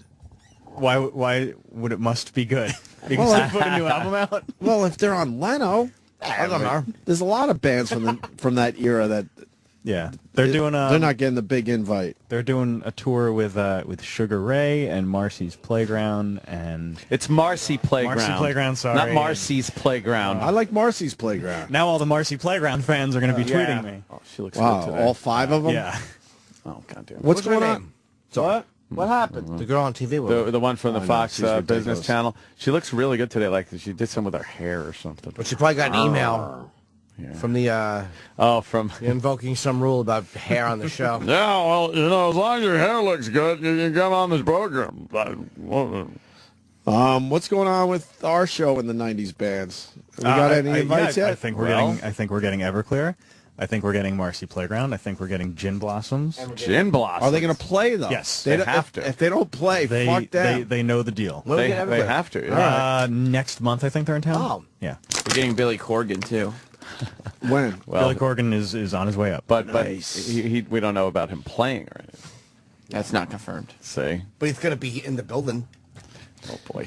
Fucking Billy Corgan is a genius. I do want to say that. Because of the great music he made? Yes. Oh, yeah, absolutely. Melancholy and the Infinite Sadness is one of the best records. I don't know any of the... What's the big song by them? Oh, I know. I used to be a little boy. I guarantee you know That like one? at least 5 Smashing Pumpkins songs. Well, we'll play them. You rock. So fucking around in there with fantasy wrestling stuff. How about Tonight? Tonight. Zero. Bullet with Butterfly Wings. How about, yeah. Still just a rat in the cage. I sing these goods. And I love their version of Landslide. Landslide's a great cover. So. I hear nothing but great things about his new CD. That amazing picture on my phone. Did you get a pork pie hat with a fucking vinyl album? You hipster shit. I hate fuck. enough with vinyl. I know, right? Sound. Oh, there he is. Comfy. Thank you. Take a What's up, Billy? seat. Guys, like, what is this, travel day for you? Yeah. Going to L.A., Probably got the same flight as Jimmy. Yeah, Jimmy's going out. How you doing, man? What is that, vodka? You ever have this? Vodka. Oh, man, up, great, Billy? because this garbage water they give us. You got to drink high pH. Oh, high pH? 9.5 pH. You got to tell me what Are you that making money does. off this, hopefully? What's that? Are you making money off this? No. You got to tell me what that does. You buy us waters, and I can't take it on the planes. Oh, right, yeah, of course not. Okay. What does high pH do? I thought he was promoting a water If your system company. gets too acidic, it makes you cranky, and it Really? opens the way for viruses and stuff. Then you know So what? if I you should high drink a pH, lot of it this. starts- It's like your body runs better. They are figuring out a lot of things to do to water. To make people buy, like, their water as opposed to another person's water. You want me Billy, there or there? Billy, I want to say that Very cool. you're a genius, and the reason is very simple. You were able to get at Billy on Twitter. That's amazing to me. Yeah. How did you get at Billy? That's kind of rough. You know, there's a lot of Billys out there. Well, there was an at Billy Corgan, Right. right? And so I wanted, but the guy who had at Billy Corgan wasn't named Billy Corgan. And he wouldn't give it to you? No, so What an asshole.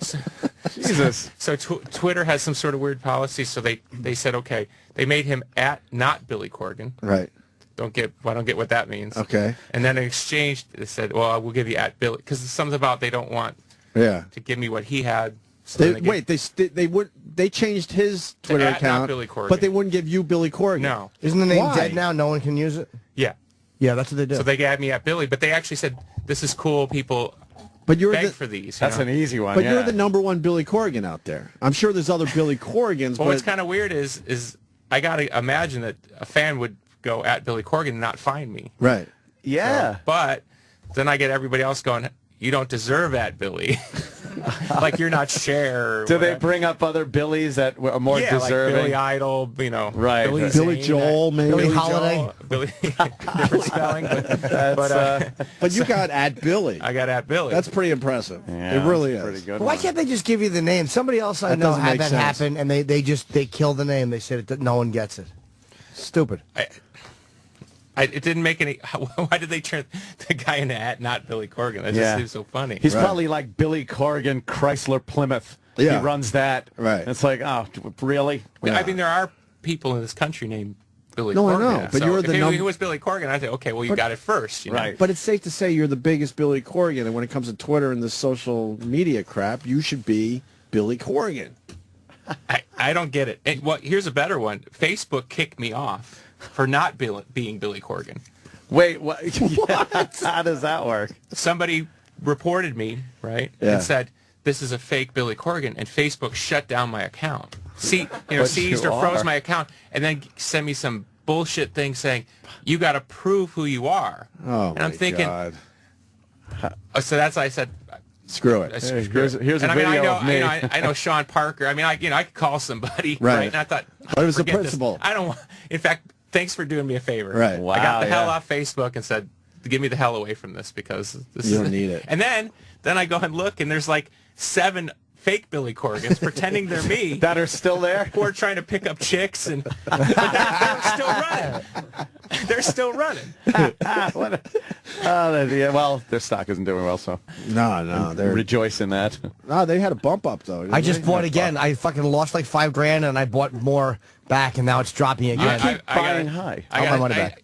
I could have bought a bunch of AOL like 94, 95, and And my bandmates bought some, and I'm thinking, you guys are wasting your money. Oh, yeah. So I kind of feel that same feeling, like maybe I should jump in now when You it's never devalued. know. 'Cause they're not going anywhere. I don't know. That seems to be you know the how you know they're not consensus. going anywhere? Because they're hanging out with the political campaigns. And the minute you start seeing that kind of backdoor stuff, they ain't going anywhere Well, let's anytime buy soon. Facebook today. At a point, I don't know. What is AOL I'm all worth in with now, Apple. though? Like Yahoo, they go like way up and then drop. Like I think they said a lot of those aren't. Do you know what they were. bought in at?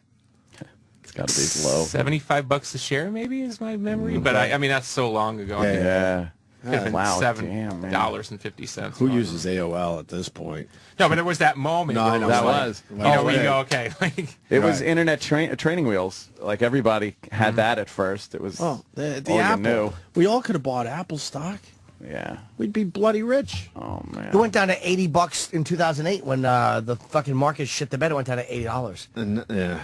That would have been nice. Now you're talking Billy, touching on 600. I want to say I'm so glad you're doing our show. Oh, thank you. There was a little misunderstanding. We don't have to get into, but we're Yeah. very happy you're here because we're all massive fans. Oh, thank you. No, I'm happy to be here. And I was sick all week, but I came back in just to say hi to you. Oh, thank you. Just to make you sick. Yeah. Just to make you sick for your trip. Yeah, What do you have in case I get it? I'm good. It was sore throat, congestion, crap. You know, Yeah, normal that shit wouldn't for the affect me summer. at all as a professional. All right, you stay over there. I'm hearing nothing but good things about the new CD. Oh, thank you. Yeah. Oceania. Yeah. I haven't heard it yet. I literally got my copy this morning. Yeah, it's the first time I put out an album, I think, in 17 years that people like.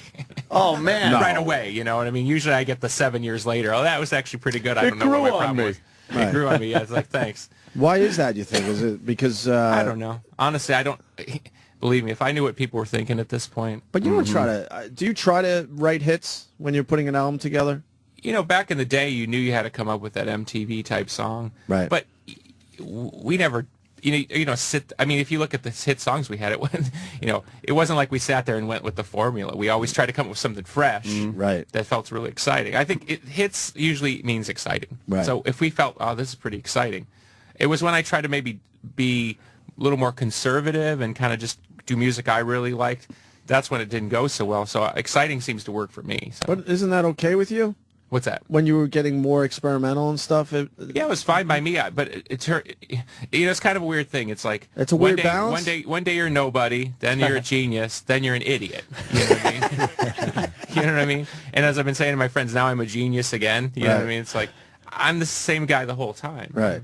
So, I wonder what that is though. That makes people like one thing that you do, and then just kind of not really pay attention to the other. If they could quantify it in the music business, they would get rid of people like me because I'm too much of an X factor. You know, they don't like that. They don't know what you're gonna. All these other kids, they know what they're gonna say. Right. They line them up and they march like robots. I mean, people like me. I mean, who knows what I'm gonna say or do? And they that's too risky for them. Have you always been like that? Or Yeah. Even at the beginning, when did you have to do a lot of compromising, or did you do it your way? Really? No. Wow. No, we were lucky. But I mean, look, I'll give you an example. 89, we're nobody playing, a college gig for $50. Mm-hmm. Interviewer, snobby kind of indie person. Who are you guys' influences? Led Zeppelin, Black Sabbath, Cheap Trick. Guy laughs at me. Like, don't you realize that people don't like those bands? I said, we don't fucking care. That's what we like. Right. Oh, that's not cool. You know what I mean? So before anything, you guys aren't cool. This isn't cool. Don't like this. Now, of course, everybody loves Right. Ozzy. Yeah. Ozzy's great. Back then it was like people would snicker. It's like, why? He's great. Because we grew up in Chicago. Rock radio was like you love the Cars and you like Black Sabbath. You love Queen. You love Zepp. It wasn't a big deal. Right. Then you get out in the New Yorkie world and it's like you're supposed to like this band. You're not supposed to like this band, and don't wear this T-shirt. It's just got so old.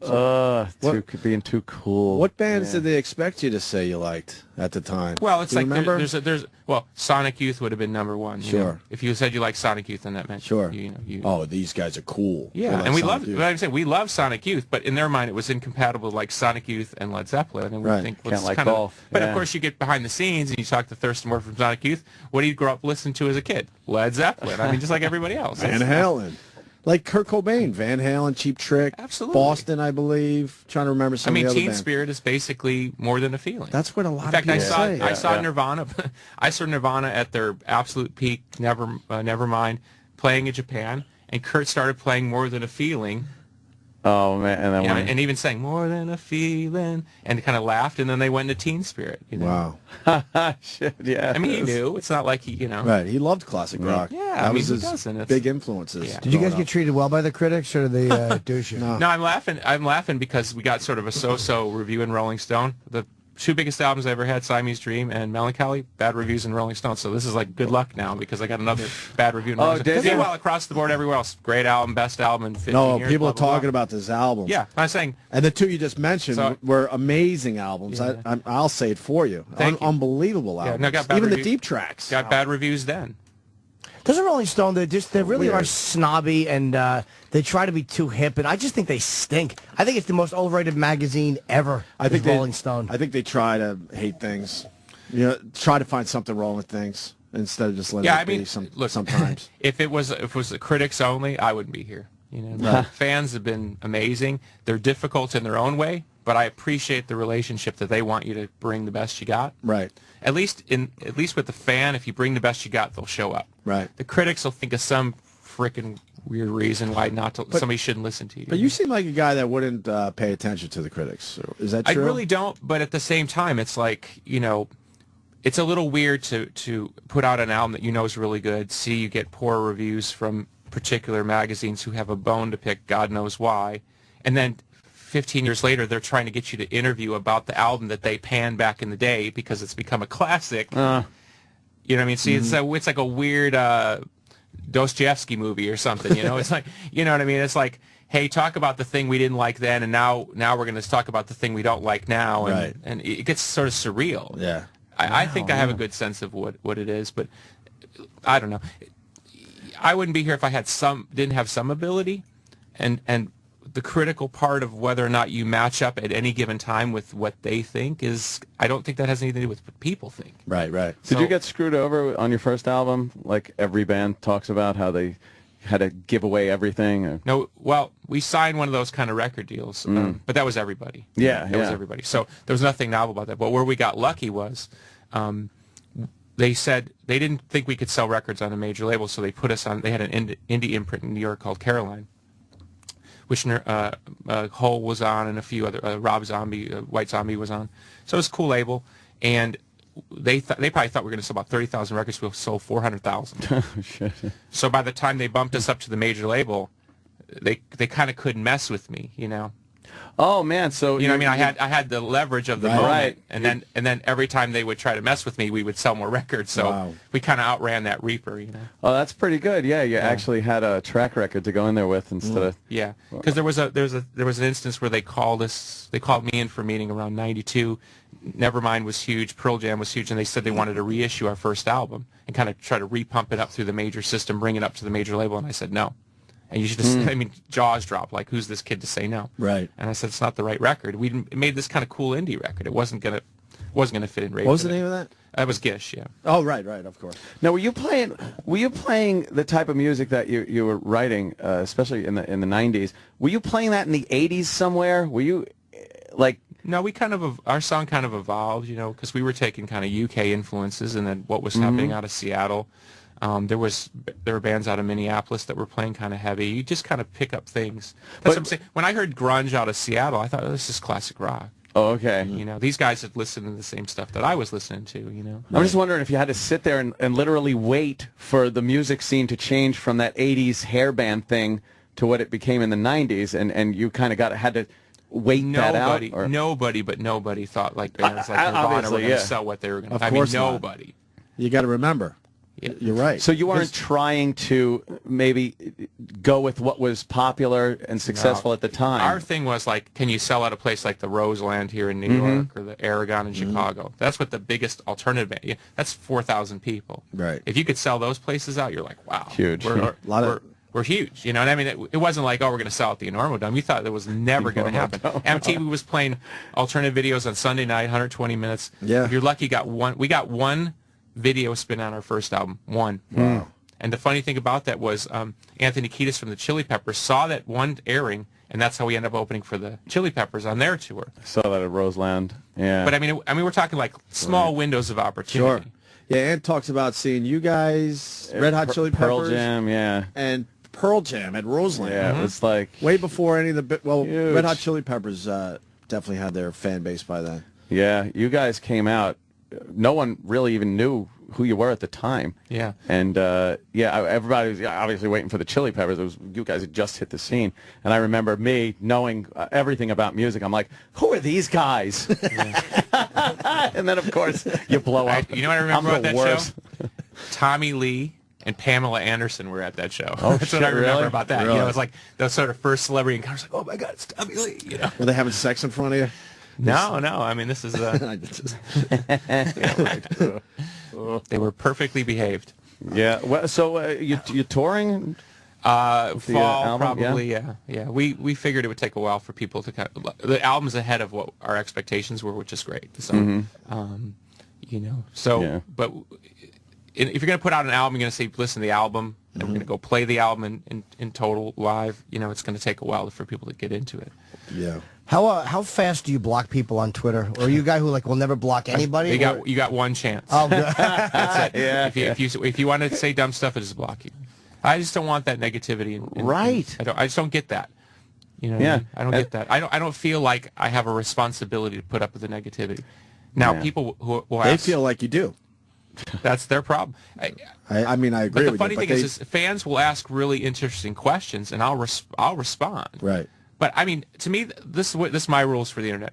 If you walk up and say something to me that you can't walk up and say to me on the street, oh man, you walk up and say that to me on the street, I'm gonna knock you out. That's it.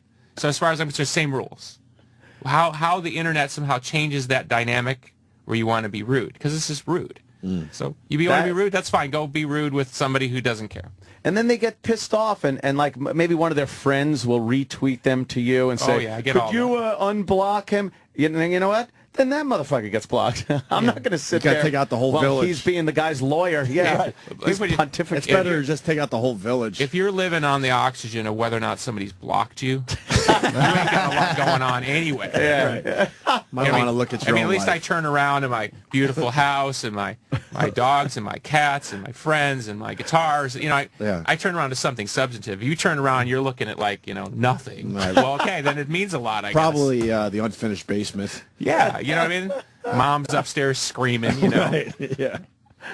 But they never say stuff like that in person. There's just this cunty undertone sometimes, and then the fake names. It drives me fucking crazy. It's like they attack a performer. Very anonymous. They don't just go on as who they are and say something that they would say when they met you. Yeah, That's the frustrating. I'm 6'4", 220, something like that. I mean, it's amazing how much doesn't get said to me in person. Well, people don't have that celebrity boundary, because sometimes people forget that celebrities are still people and will still react like men. Hey, I grew up lower middle class, working class, my whole family, immigrants, and everybody, probably 90% of the people listening to you understand what I mean. You grew up in that, it's the rules of the neighborhood. That's it. I don't care. You can call it whatever you want, social media, whatever. It's the rules of the neighborhood. You want to mess? Okay, let's go. But I learned pretty early on you don't go toe-to-toe, because that's the worst thing. Right. You know what I mean? That's like coming off Olympus to fight a flea, you know, because they got no power, and then you start getting haters gonna hate, It's like, thanks guys, thanks for the deep philosophy. Haters gonna hate. No, but what he taught me the best thing to do: send them, because they're following you, so you send them a private message that's horrible, and then block them. But I mean, it's got to be completely brutal. horrible. Just I brutalize a private message, the person, and then block them so they can't even answer me back. I have to tell you though, probably about 5-6 times, somebody said something where it wasn't just say overtly mean, but they were being rude, and I would send them a private message, and I would say, what you're saying is not really nice or not cool, and every time the person would apologize, every time, because it's the attention they want. They're just saying a thing to get attention. It's like if I sit here and just poke you, what I mean, until you get provoked. Yeah, that's what they want. They just want attention. I get it, but I just can't deal with the negativity. To me, that part of the internet's just like, that's. You think that'll change eventually?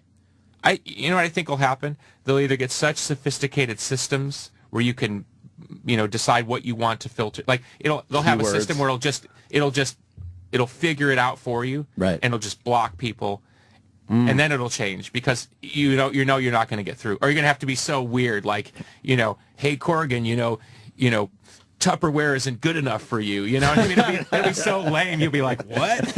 You know, they'll have to try to figure something out to bust the system. Because ultimately, those people, you know, the Facebook, so they want you there. They want you looking at their ads or whatever they're going to commoditize their stuff at. They don't want you getting off that site because some jerk in, you know, Cleveland's got to say something. Right. They want you there.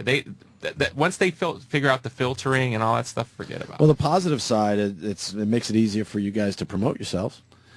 I don't know. We were one of the first bands to really jump on the internet and see the potential in creating new fan relationships, and I think it's been a mixed blessing for us. I mean, we had 30,000 people in our chat room, probably around like late '90s. It's a pretty big number. I mean, that's a big number now. Yeah, that's huge. But we found ratio-wise about 100 to 1. Really? 100 Facebook fans, or back in the day, MySpace fans, 1 sale. Wow. 100 to 1. So I don't know why I got to spend my time talking to the 99 that ain't going to buy shit, do nothing but complain, to deal with the one person who probably doesn't like the negativity, is going to buy anyway, right, and probably wants you to be more dignified. So why were those guys involved, the 99, you think? I don't know.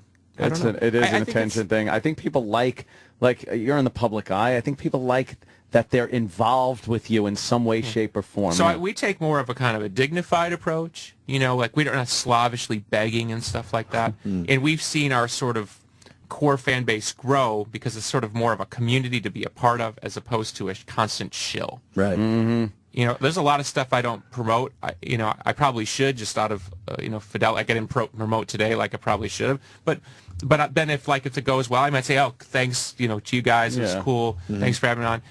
But I don't feel like I gotta be Bieberland, push my perfume and hey, it was amazing to be on Opie and Anthony today. Oh, you know what I mean? Let's call that. It's funny. To me, that's not why people like you guys, and that's not why they like people like me. They don't want to feel that. It's funny you bring him up. What do you think of someone like Justin Bieber? I mean, he's not that talented for the following he has. I think he's fairly talented for his age. Yeah, but look, there's always going to be a Justin Bieber, a Donny Osmond. It's not those. So you don't think he's going to have longevity, right? That's hard to say. Really? Well, look, I don't know what they used to call it, Q rating. Who the public knows, right? A kid like Bieber, I mean, he might be worth 10 times more on the reality show. 10 years from now, or he starts a men's hair care line. That's the world we live in now. Music is just the thing they kind of do to make money all these other ways. I mean, I went one time with my nieces, of course, are Bieber crazy, and there's like 7 different Bieber dolls. 7. Oh, shit. Justin in the green jacket, Justin in the blue jacket. But your talent blows his away. So how does that make you feel? It doesn't bother me. To me, it's like different businesses. Yeah. You know what I mean? I mean, you guys know the guys out there who just do whatever to whatever. Well, his voice is weak, and he's just he's writing pop songs that almost anyone could be singing and writing. I wouldn't disagree, but I think to me it's not. That's the part of the business that's like a no-brainer. Just like making the bad teen movie or something. It's like it's gonna be there, right? Right. It's all the other stuff that pretends to be something, and the record business rolls it out and tries to get you to buy inauthentic things, pretending to be authentic. Right. Why do they pretend for it to be authentic? Because the money's in the authenticity. So then they treat people like me who are real bad because they can't control me and they can't get me to crank out a hit every time they stick a needle in my back. You know what I mean? That's the part that they're never going to understand. The Jimi Hendrixes of the world and the John Lennons, those are the people that sell a tremendous amount of records. And the public loves on some intrinsic level, even if they don't always agree with them. Like John Lennon was incredibly political and Bob Marley had his politics. But the public loves them because they're just themselves. Right. And they're never going to figure that out. Because you can't control a Jimi Hendrix or Bob Marley. You know what I mean? Right. Jimi Hendrix was doing stuff that we still can't figure out. Still. And for that time, wow. When they push out these teen idols, is it more like because guys like Hendrix or Lennon won't sell to that, like your nieces, like that demo where there's a lot of money, but those great artists aren't going to sell to that demo, so they got to find something to cover it. They're easily influenced, it seems like. I would say, look, I loved the Beatles when I was a little boy, like starting at 5 years old. Yeah. Beatles blew my mind. I'm sorry, and especially, I mean, I meet all these executives. They all got kids. I don't understand why they wouldn't want to make music that would, yes, be exciting, but music that doesn't feel weird, right? To me, and I don't mean to criticize them this way, but I'm criticizing the whole genre. When you've got like teens singing about things that teens probably shouldn't be singing about, that does affect people, families, kids' perceptions. I know moms who got teenage daughters that are, Bieber fever, and they got to kind of wrestle with the themes because the kids are attracted, but you know what I mean? And I'm not saying an artist like Bieber should be controlled, but at some point, somebody's got to make a decision there to put that stuff out. Right. And they got no problem looking the other way when he's singing lyrics that are, probably age inappropriate, right? And that does affect American families, the way families have to deal with their information. And that is the difference between Donnie and Marie or Sean Cassidy and this generation. Right. This generation has no problem being overtly sexual in their music to kids that probably shouldn't be listening to that at that point. They still don't know what their penises do. Well, yeah, hopefully. And Exactly. that's where it gets a little queasy, and especially the young girls who are 14, 15, they're rolling them out with like low cut tops. I mean, that sends kids are influenced by that, and that the record business does have a responsibility to not sort of exploit that. I mean, look, you want to exploit me as a male, and roll some chick out in her 20s or 40s, fine. But the kids, I find that really queasy. Yeah, the way they sexualize the kids to sell records, Right. I think that's messed up. When there's so much money for the taking, though, I mean, you can't. I don't think ethics has ever won out over cash. Hey, if somebody came in here today and say, hey, if you guys light yourself on fire, your ratings are going to go up, or we'll give you $1 million. Flame on! Yeah, you'd be surprised. As long as you wear the Facebook T-shirt, we'll give you $1 million. I'm saying this. I'm not gonna lie to you. We've been guilty of that over the years. Okay, we've matured as a radio show, but we did the edgy, outrageous shit, knowing that it was the easiest way to get more people listening. Hey, I've done dumb stuff too, but the point is, at some point, if you have a place of responsibility, you have to wrestle with those moral obligations. To me, there are people knowingly marching things out past that line because there's a business advantage. I have a problem with that. I don't think it's a provocative thing I'm saying. I mean, I think it's an age-old argument. No, I get it. Our philosophy back in the day, especially, we would do these really over-the-top edgy shit to bring you to the show. And then hopefully the day-by-day show would keep you there. Right. You know what I mean? Because it was hard to get people to listen to you. So how do you do that? You do something maybe a little shocking. They're like, oh, you hear what Opie and Anthony did today? And then you listen to the show and realize, oh, they're not just doing shocking stuff. They're actually talking about real stuff. And they're also hopefully funny. I think the business is changing for all of us where we can be qualitative. That's what I'm saying. I would say to a record executive, if you make, I don't want to say wholesome because I'm a rock and roll guy, but I think you can make music that's, let's say, got a little bit more depth, that's going to last, that you're not embarrassed to pay, you're not in the car kind of wincing. Right. Listening to a 15-year-old sing about being in the club. Right. You know what I mean? Yes. Yeah, you think it's all relative, though? Because when you look at, like, Elvis or the Beatles, who are iconic now, but they were considered, especially Elvis, like, obscene. Right. At one time, like when Elvis came out, they obviously they would film him from the waist up. And the Beatles, by a lot of older generation people at that time, were not considered, they were considered like terrible for people under a certain age. So I wonder if it's all relative. It just kind of it all advances. Well, the Beatles were singing about I want to hold your hand. Look, there's a long tradition of rock and roll, like Jerry Lee Lewis, Great Balls of Fire. Hello. Okay. The point is it sort of in your face, and I think now we're in your face culture. Yeah. It's just in your. I mean, it's inescapable. Right. And so if I'm not saying you're saying this, but if the argument is like, well, it's just the way that it is, I think that's when cultures like collapse. You know what I mean? Because then it's anything goes. Like I've been saying for a couple years, you will see a porn mainstream pop girl who does porn. That will be the next marketing gag. I guarantee it. You will see that. Wow. You will see a mainstream 20-something girl, maybe even late teens because it's legal, who does porn and does pop music. You will see that because the marketing opportunity is just too rich. Wow. Well, like Paris Hilton got famous from a porn. Didn't Kardashian get famous from doing a porn? That's so yeah, that's certainly can happen. Yeah. But in those cases, there was quality there. Oh, the porn, you mean? Yeah. There was some quality there. I think Paris was great. I got to be honest. I'm not going to complain about the films. They were terrific. Yeah, I really did enjoy Paris. Then to make them like incredibly famous just because of that, I just can you imagine never going back in understand a time machine? Okay, you know we're not in our 20s, right? Can you imagine going back in a time machine 30 years ago and say, hey, someday people will make porn, and they will become mainstream celebrities in America because they made porn. You'd never believe it. You would never. No. That's what I'm saying. It's unbelievable. Once it goes to anything goes, then where do we? There is no line, right? Right. And it can't be a self-fulfilling prophecy. Well, there's no line, so that's the way it is. That's what I mean. Like when we're talking about internet discourse. Well, you know how many times I've had some guy I've hired to run my internet site tell me, well, that's just the way that it is. It's like, no. And I'm paying for it. I'm paying for these people to tell me I don't have quality. It's like, let somebody else do it for free, you know? Wow. Yeah, it makes perfect sense, yeah. Ugh. I think if I went back in time, what would be most amazing to me is the amount of energy and time I spend on my phone. Like, I literally, if I leave my house and I don't have my phone, I panic. I feel like I'm not connected. And I think that's the attraction to, like, people in our age group, at least, is you can't believe all the information you can get immediately. Like, when I was fucking 18, 19 years old, you went out, and that was it. Yeah, we talked to people. That's the amazing part to me. Is we got to talk to people. I actually will go for a walk, and I will turn my phone off, so I will actually look and go, oh, there's a tree.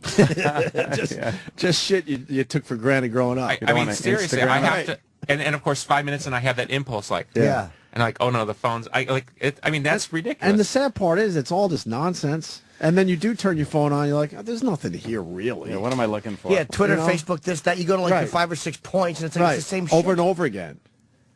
I remember people are refreshing right now as they speak to us. Wasn't it... it was rude for a while to use your cell phone during dinner and stuff. Now it just seems like that's gone, accepted. too. I see the new thing, which is... You kind of don't check your phone for 20, and then when the other person checks the phone, then you get to check your phone. Yeah. It's sort of like okay, well, we have our little phone minute, and then you put your phone back down. Put the phone back down, or if somebody gets up to go to the bathroom, obviously grab your phone. That's a no-brainer. What are we looking for? Yeah. Can you answer that question? What are we looking for? Because you decide you want to be with this person, you go to dinner, so it's like that could be a nice moment, and you could talk about whatever you want, but then you feel like you have to see if there's something better on your phone. We're missing something. Yeah, there's never any giant revelation on there that's like, oh, I'm so glad I looked. Right. It's just always the same nonsense. I mean, fucking potato chips is what it is. It's new, though. That's what it is. Like, again, someone who's 19 might, because he grew up with that, but I'm 43, so it's fucking like, I can't believe that it's there. I can't believe I can just open my phone and look at text messages and, like, it's still very new to me. I was 23 or 24 before I ever sent a text message. Right. Imagine where it's going to be in 10 years. Yeah. It'll just be silent. We'll just do it without It'll be like Obi-Wan, like, the Princess Leia will come up and you'll be able to talk to your girlfriend 3D. That's what's scary. It just keeps advancing. Have you heard about the new thing where they're putting bands on with holograms? Yeah. They did it with Tupac. But that's just the beginning. Yeah, it's going to be every band. Every band ever is going to now go on tour in hologram form. Right. And whoever owns the rights to that band is going to make now a fortune on touring. And then you're going to get like Tupac with Janis Joplin. You know, you're going to get stuff like you're like, that what? would never happen. Yeah. And imagine a band that's been gone or dead for years being like the #1 grossing band on tour that year. That would just be the oddest thing. Look at it. The opportunity for any band to become as big as, say, like the Beatles or the Rolling Stones. Once those bands are gone and can never come back in any form, right? Well, I'm sorry, if you put the Beatles on in hologram form, they're probably going to be one of the top grossing bands out there. Right. There's no temperaments in the back over the deli tray, temper tantrums. Nobody to deal with. It's just like, press the switch and the holograms will come and, I would go in a second. I would see the Beatles like that in quality hologram I hate form. to say it. Yeah, I never got to see Nirvana, one of my favorite bands of the last 20 years. Somebody asked me the other day if we'd played with Nirvana. We played with Nirvana one time in Boston, and it was not sold out. Really? What year was that? Maybe 91. Although everyone in Boston that probably says they were there, the place would be overflowing. One of those? Yeah, I saw them. Yeah. How big was the venue? About 1,000. Oh. Were you close to Kurt? It was weird because I'd gone out with Courtney before. Right. So, we kind of reached a point where there was no weirdness. You know what I mean? It was like, we're cool. Yeah. Right. He needed me to help him. Because because sometimes she'd open for us, so he'd be with her, and so we'd make sure he was taken care of, and we'd have to put extra security because obviously everybody wanted to get to him, and so I know he appreciated that there was a respect level there. It wasn't weird by the end. Did you ever have to talk about it, or it was just kind of something that worked itself out? It's one of those weird things like, hey, hey, I used to be with your wife. Hey, I don't know. It's the same for any guy. Right. You get to hear any of those cassettes he left behind? No. Where are they? Because he was always like just fiddling and recording stuff on cassettes and throwing them in. He was so brilliant. I mean, he doesn't need me to to sing his praises. Yeah. But I think he was the real deal. You know what I mean? Absolutely. And we all knew it. I mean, if I could explain at the time, it was a bit like the high school quarterback. You know what I mean? You look and you go like, this guy's looks great, sings great, amazing songwriter. It's like, this is kind of unfair, Right. And of course, everybody gravitated to him. And of course, the time you're jealous and it's not this and I want to be that and all that. And then when the guy's gone, you're like, wow, I wish that guy was still around. Right. Because that guy got stuff done. Yeah. And now that I look back, we weren't as powerful as a generation without him. And then all the crap that came and the posers that came afterwards. I mean, that's why you need guys like that to kind of beat that back down. I can't imagine what he would say to this world today as far as what's happening with music. Right. I'm more negotiable in that way. I'm willing to kind of work with things. I kind of like pop music. It's all fine and dumb to me. But a guy like that would have taken it on. Sure. I don't know. Did you hear Lennon? They released an audio of a Rolling. I might have been a Rolling Stone interview he did when he was 40. And he goes, I'm 40 now. I've changed a lot of the way I feel, and it's like it really always wasn't the establishment. Sometimes it was me, and he was like how really you're putting weird. the inflection on without the accent. Yeah, because I know I try to give the message without because I would have just instead of focusing on the horrible accent. Can't you do the Liverpudlian? I really can, but people can't see. But my hand motion, some would say, would be exactly like Lennon's in a discussion of this sort. I've grown up. But he said it was. I should have just done like a really bad Irish accent. But he was kind of changing and becoming like a regular 40-year-old. Even guys like that, I was amazed to hear that interview kind of come around and go, changing his ways a little bit. Yeah, I mean, it's hard to say, but look, even in his 40s, which unfortunately is when John Lennon died, he was still a great musician. And even then, even if the message changes through the mouth, the music affects things, And Generation X, we don't have as much strength as we should have had. Some people died. Some people got high and never came back, So it's been a shame because there were a lot of great voices, I didn't necessarily like everybody, but I respected that there were a lot of great voices. Do you have a different look on things? Like, will you listen to some of the music you wrote early on and go like, ugh? Or do you look at everything like, hey, that was pretty good? No, there's definitely some cringe moments. Yeah. But you kind of think, well, you knew what you were thinking, and you see where it kind of like, because you get caught up in dumb stuff. Like we used to think like we had to be heavier, and part of that was we were playing in front of these big crowds, and you want everybody to jump up and down. So the amount of energy we spent making certain songs, which aren't great songs, they good energy, but now I look back and think I could have done something better if I wasn't so obsessed with trying to get the crowd to jump up and down. Yeah. Is it embarrassing to do a music video? Whenever I see a music video, I'm always amazed. Like you see a performer singing, and it's like they have to go, cut, do it again, and everybody's watching. Is that hard to do? Because I would be horrified to do I always that. felt a bit weird about it, which I think is why in a lot of videos, and we started with the record label, why a lot of videos don't have that sort of just, here's the band performing in the parking lot stuff. Right. We tried to figure out ways to not do so much singing, because I always felt that if it wasn't the right thing, it came across as inauthentic, and I thought that was sort of not who we were. It's and let me tell you, it's a little weird. They roll the tape, and you're standing there like singing, and then it's like beep, and then everyone runs around. The guy's doing this, and you're standing there like waiting to rock again. Right. Like, waiting to rock again. Oh man! So the trick is you got to sing like you were singing the song. You know what I mean? You just gonna go with your mouth open. You gotta really sing it, so at least you're singing it. You got to see the veins in your neck, or it's not. Yeah, there's got to be happening. some kind of emotion coming from you, because I think that's sort of what people feel or want to see coming through. If you're just mouthing, then you're really just acting. Yeah, we got to get Billy out of here in a couple minutes. You're going to L.A., right? Yep. And we haven't even talked about the new record. Oh, that's okay. You sure? Yeah. You got to promote a little bit. Just tell us a little bit about the new record. I think we were releasing one song at a time, and it was going okay, but and I'd said I don't want to do albums anymore. Typical. And then I thought, you know what, we just need to make a really great record and get everybody back on point, including us. And so, you know, the funny thing has been how people are shocked that I made a great record. Why is I don't get that. Because if the mainstream, whatever that consciousness assumes that everything an artist does, you want to be that level. And when you've made a lot of money and you've had a lot of success, I mean, you see it with.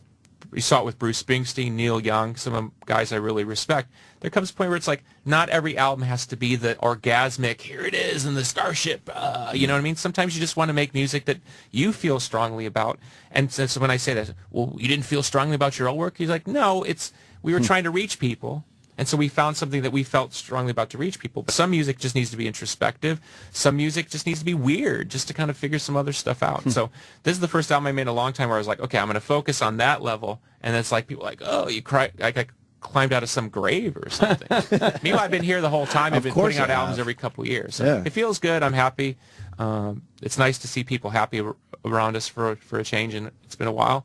And we're just kind of going with that for the moment. Yeah, you're looking forward to touring? It'll be interesting because we're going to play the whole album in sequence, and we hired Sean Evans, who's been working with Roger Waters on The Wall, live staging. Jesus. Like I just saw The Wall in Chicago at Wrigley Field, 420-foot wall, you know, on the outfield. It was insane. I mean, 42 projectors, you know, it's like only Roger Waters could pull out, you know, the Flying Pig and the whole thing, right? So, I mean, we wish we were that lucky, but we're going to do something where, you know, at least you can experience the album played live, and then there'll be sort of a set of visuals to go with it. So it'll be more of an experiential thing, kind of like back in the day.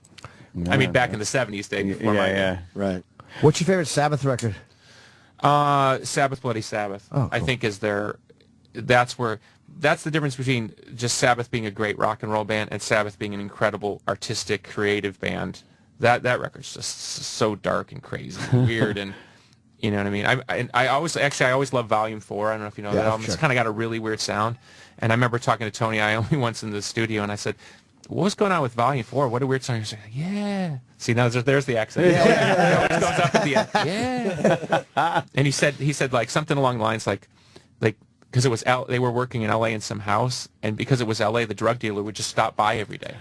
He probably knew it was like, it's a good place to, He's like, you know, it's the drug dealer.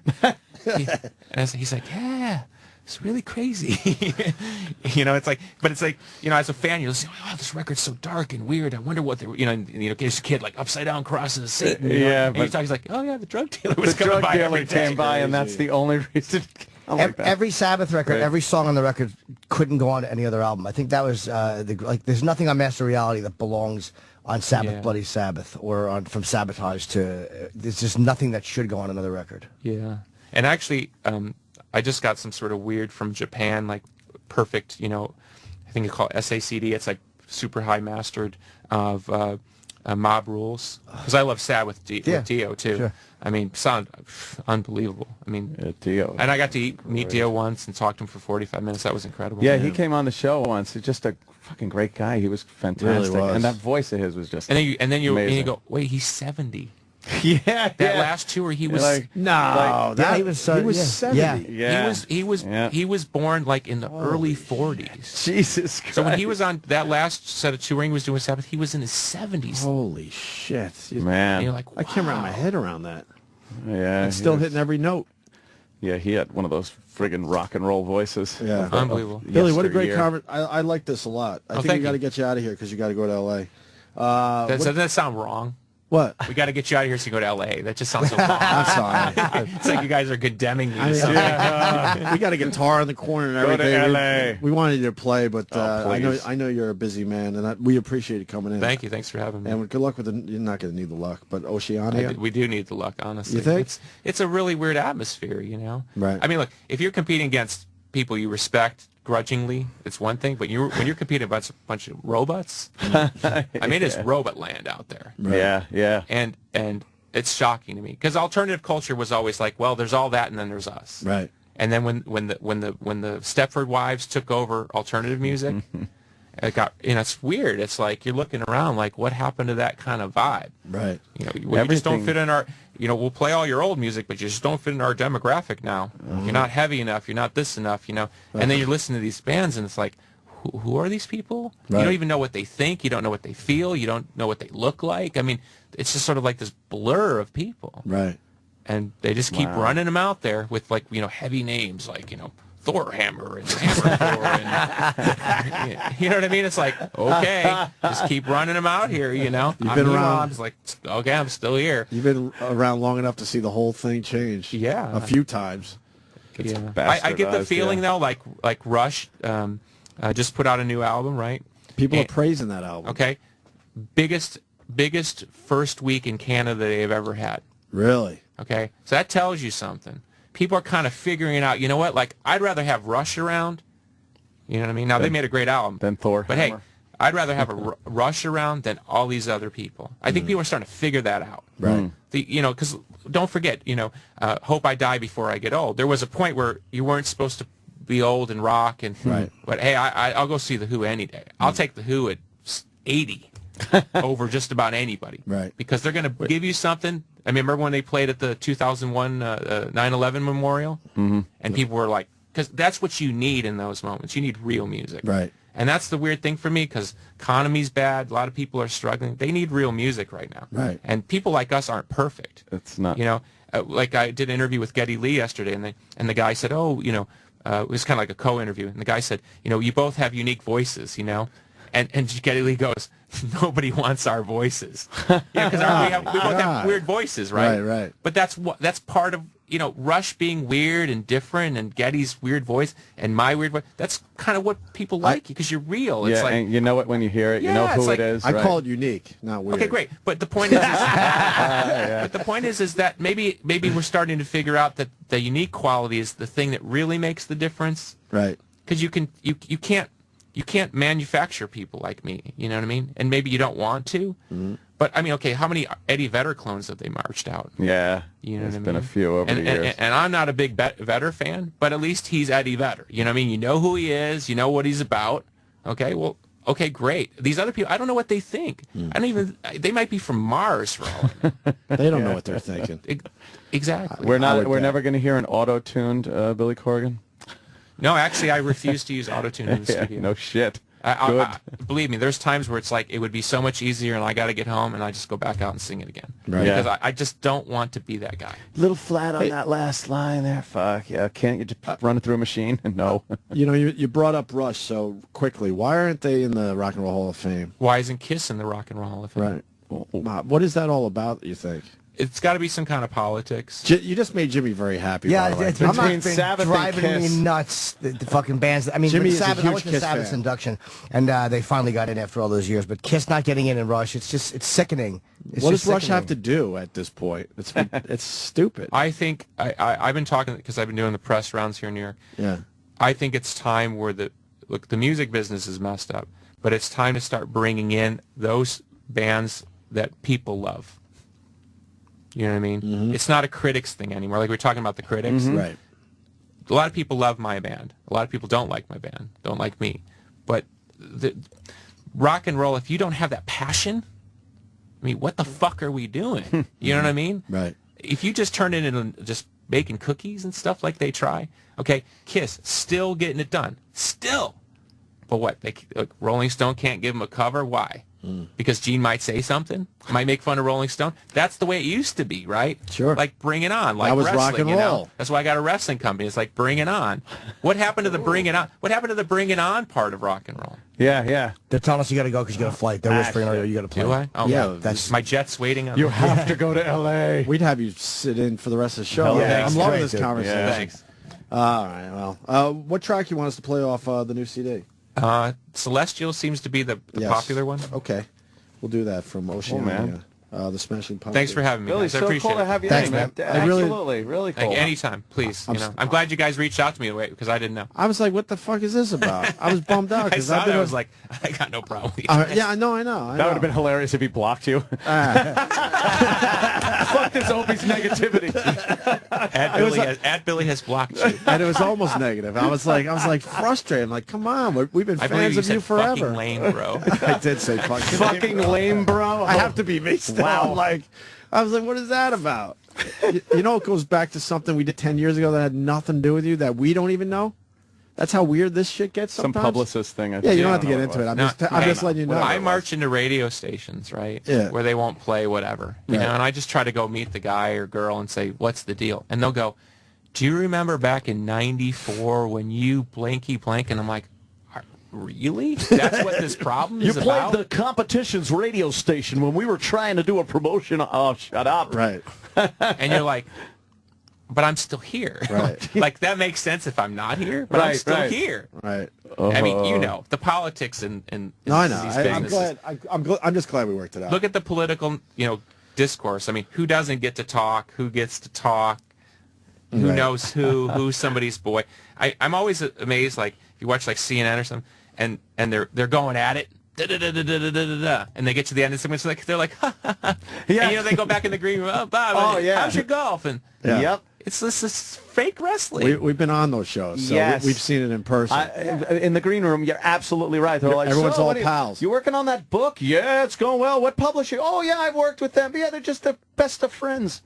They're all drunks. Oh, my God. Everybody on any news day. I've gone out with the Fox News people. I've never met a bunch of drunks like the Fox News people. Boy, can they drink. I believe in psychological terms that's called unconscious guilt.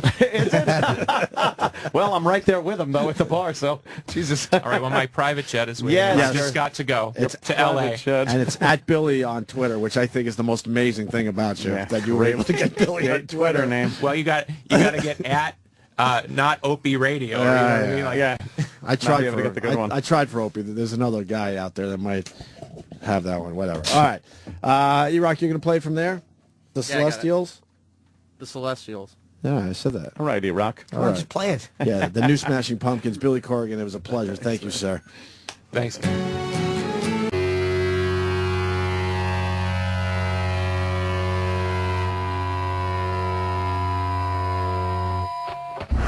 Sirius XM. You're listening to Opie and Anthony.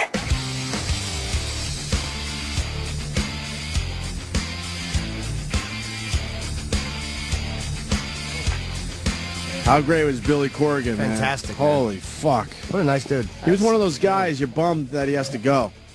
He was good, man. I had a different perception of what he was going to be. Really? I thought rock star, too cool for the room guy. Like, his music is so strange that I kind of thought his personality was going to be like that music, and no one understands me, man, kind of like that. Oh no, man, he was down to earth. Yeah, he's the regular guy. Comes in here and just fucking starts talking about anything. Regular guy from Chicago. Yeah, I heard the Chicago accent a little bit. A little bit? Not your version of the Chicago accent, but just the... Hey there, despite all my rage, I'm still just a rat in a cage over there. I don't know. Yeah. Today's going to be the day that I finally throw it back to you or something there. Is that him? No, wait. That's the other one. Today no, that's... See, I always get those confused. People loved the interview. Yeah, they did. Yeah, that's Oasis, right. Yeah. I always get them confused because, that voice, that kind of nasally, high kind of voicey thing. Yeah. That's what it is. He explained that an ECW guy, who I guess is a huge fan of the show, so he should get a plug now, Sam. Was probably... After the interview, he goes, yeah, someone forwarded your tweet to me. I assume that's how that whole thing started. Lou D'Angeli, who played Sign Guy Dudley in ECW. I've never heard of that. That's not a Dudley. It's not a Dudley. It was Dudley's manager. Yeah, how many Dudleys are there? I know of... I mean, all told? 2.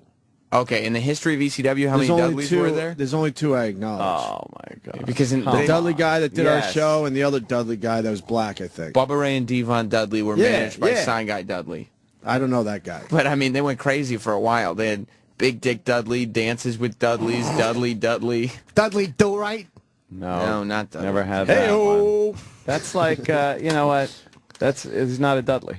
But, I mean, there's only one Ted DiBiase, but who signs the belt also? Virgil. and that doesn't mean that he's Ted DiBiase. He's not the $1 Million Man. You might have to give him a pass, though, because he's a huge fan of the show, and he's the reason Billy Corgan got on our show today. Who's that? Oh. This Dudley dude. Only Virgil. All right, enough of your Tumblr account. Dude, the amount of pictures that are showing viral. up of just fucking Virgil sitting at an empty table is fantastic. I was going through some of the pictures the other day. It's great, right? Fucking great. Wait, he's seen it? He's always just sitting I wouldn't there. be surprised if More pictures. Virgil. A lot of people sending you pictures since your Tumblr account went viral. Yeah. Nice. Lonely Virgil. And they're all just him alone at the table. They're fantastic. Look at that. So what Dudley was it? It was Sign Guy Dudley. It was their manager, their entire ECW And run. he's a big fan of the show. Yes, he is a big And fan he of saw the my show. tweet, and he forwarded to Billy Corgan. Yeah, he's I'm doing... kind of embarrassed. I said "fucking lame, bro." Fucking lame, bro. Why? I didn't expect A, for him to Wow. read it, and B, that he would be on our show basically the next day. Fucking lame, Fucking bro. lame, bro.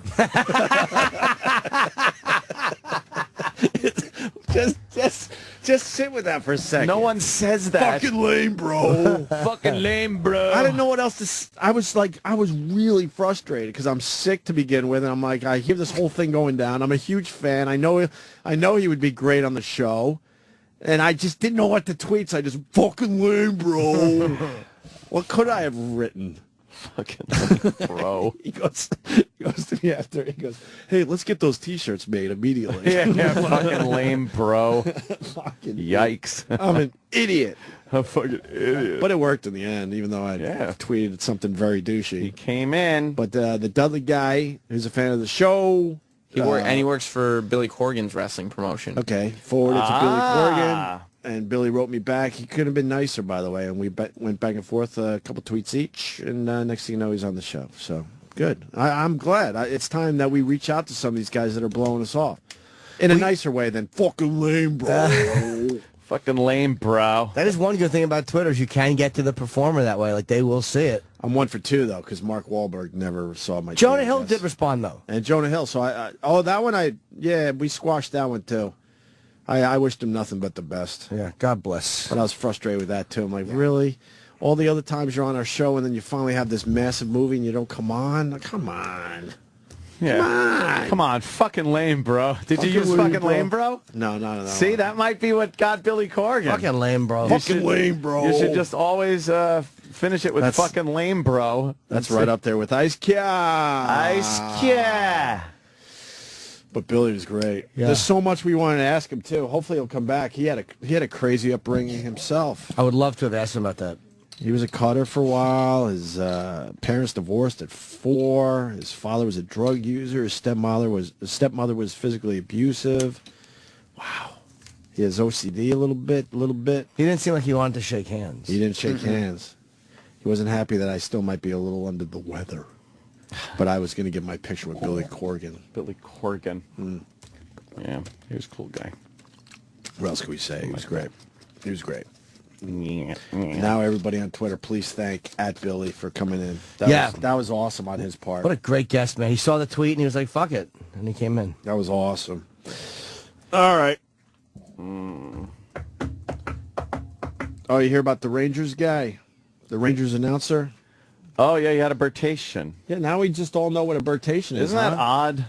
That just became a word. I think it Because has. She blurted it out. I feel like we came up with the word, but no. People are just using it now as something that happens to people. Yeah, it's become a word. It's something that happens when... Travis, did you get a little hard that Billy rambling. Corgan was here today? You're a big fan. It was very cool. It was. That was really a biggie cool. for you, right? Yeah, I mean, yeah, that was cool. I love the Smashing Pumpkins. Yeah, they were great. I will now go listen to I them. guess they still are. Yeah. What? They still are. I never listened to them. You should. I know who they are. I told you that whole genre of music I just kind of missed. Yeah, but they were different. That's right. You're catching up. They were. You got the Ramones. And they were caught. I'm an ass. They were 20 years you'll be listening to the Smashing Pumpkins. But they were caught in that genre. But I didn't think they were like grunge. Did you? No. I mean, they sounded. They threw them in like... there like, oh, grunge bands, Pearl Jam, Nirvana, Smashing Pumpkins. It's like, no, man. Well, it was he was easy. doing his own thing. It was just easy to lump them in. Yeah. You know? Why? Because they had a fuzzy guitar every once in a while in their songs? It's because it was popular music at the same time all that was coming out. Yeah, it's because like anything like rock that replaced, the hair bands was kind of like, was grunge. Yeah. It's grunge, right? It's so easy just to throw everyone in the same category. But Yeah. they survived the whole grunge thing. Yeah, but then you go back and you listen to like, any of their albums, and it's nothing no, not at all. like anyone else. Not grungy. Yeah, that was very cool. It's a guy from Chicago.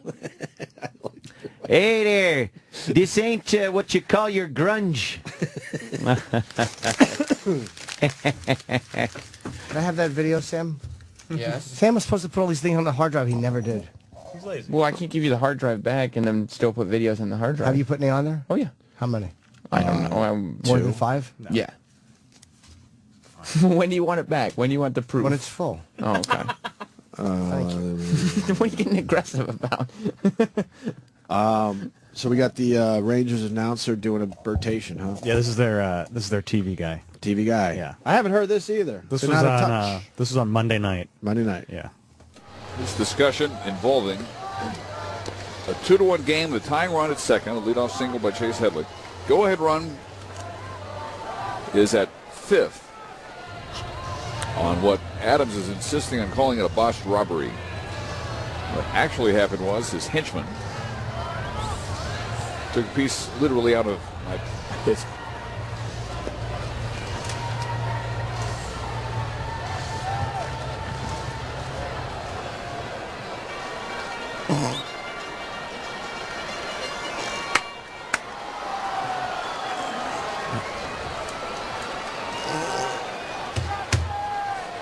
Here is Kotsay. There's a good pitch right there. Why does that happen to people? Wow. Why did the other guy talk? Henchman, botched robbery? Yeah, nobody knows what a botched robbery is, and no one knows where 5th base is. 5th, yeah. The tying run was on 5th, right? Oh, 5th base. my God. Wait a minute. 4th would be home. 5th is first. You just keep going around. Oh, I see. Okay. Is that a brain tumor? What the fuck is that? I don't know. He says never want that. He's blaming it on lots of migraines. He said he had a migraine headache. Oh. But he's Wow. probably reading probably the paper open. Botched robbery or something. Yeah, I don't know what that's not a baseball term. No. Yeah, it is. He's trying to steal. Can we hear the first part again? This discussion involving a 2-1 game, the tying run at second, a leadoff single by Chase Headley. Go-ahead run is at 5th on what Adams is insisting on calling it a botched robbery. What actually happened was his henchman took a piece literally out of my his. Oh my Took God. a piece literally out of my brain. It's like, what the fuck is he saying? And he said his henchman. He wasn't saying a player's name. No. That seems like no. something you read in the paper. Wow. Yeah, maybe. That sounds like paper. Botched robbery, Yeah. his henchman. Oh, Whatever it was, it had nothing to do with what was going on the field. I was cracking the fuck up. Why? Fucking brain tumor or something. That's not funny. Wow. It is tobacco. It is a Buick. It is Saturn. What? You know, look at that! JFK is smiling! Goebbels knew! Goebbels knew! And look at that! Toast is a New York Yankee! Foot to foot and ear to ear. Look at that, John! Pettit just ate the toaster! I'm having a rotation! I quit talking or something! I don't know what it is or something! Little Chip Waldman. Chip Waldman rules. I know a botched robbery is when you get caught, you know. Oh, yeah, or stealing someone and gets all killed, that. yeah. But how he how he said that was No, Grand Union Ken. A Grand Union Ken. What? Someone tweeted me that local news finally did something on John Sterling's home run calls. Did you guys get that piece? Was it a complimentary piece? I don't know. That's Probably. but they finally said Institution. they finally did a whole piece on him and his douchey home run He's the calls. color of the Yankees. I can try to find it. Yeah, can you try to find that? Local news, that shouldn't be hard. I know. I think it was either 9 or 11. To It's be fine. honest We with you. have ways. All right. Cheetah leads off. There's a really bad wig and a Muppet face on third. Boo. Hey, we got Warren Sapp coming in today, huh? What is he promoting? Yeah. He's going to be in the Hall of Fame or something? What's up? No, he's got. He will be in the Hall of Fame. But that's not what he's promoting. What is he promoting? He's got a show on YouTube. Yeah. called Judge Sapp. Judge Sapp. Oh, really? Judge Sapp. And what's that about? It's like a People's Court type show, one of these Judge Judy type shows, but he's the judge. Has he ever gone to law school? No. It's his own brand of justice, as it were. What does that mean?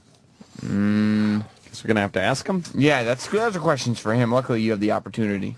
Now, I've seen a lot of these shows, and they got real judges that are retired, and they really kind of lay out the law. I saw a little clip of his. There's a kind of a Wheel of Fortune spinning wheel in the court room. Well, he was a football player, not a judge, so he doesn't actually have any legal jurisdiction. That probably is just for fun. Just good, clean fun? Yeah. That's what he's having? Yeah. He is wearing a robe. He was a fucking monster when he played. Yeah, that's great. Yeah. Well, I can't wait to... Look, he's gassing his car up in a judge robe. What's up with that? I notice a lot of black people on the stand there. Fun. Black people in court shows like peas and carrots. Mm-hmm. Mm-hmm. So is he hoping for what? To talk about his YouTube show. No, but what he's... Wait, it's a YouTube show? Yeah, it's on YouTube. Oh, I thought it was on TV. No. Wow. So is he hoping maybe he goes from YouTube to... He's... What? He's gone... I don't know if it's related at all, but he's gone through financial difficulties recently. And then what? I just took this judge robe out of the dryer and put it on in the laundromat. Like, he's just getting ready. Alimony payments, and he went through bankruptcy very recently. Damn. Sell off his Super Bowl ring. Yeah. It's depressing. Yeah. His house may go into... TMZ said his house may go into foreclosure. He owes... Why doesn't it go into 5 closure? You have a 4 opens you. 2-car garage. Yeah. Wait a minute. Double pink slips. I wonder if his divorce got him. He owed $6 million. How do you owe $6 million? Easy.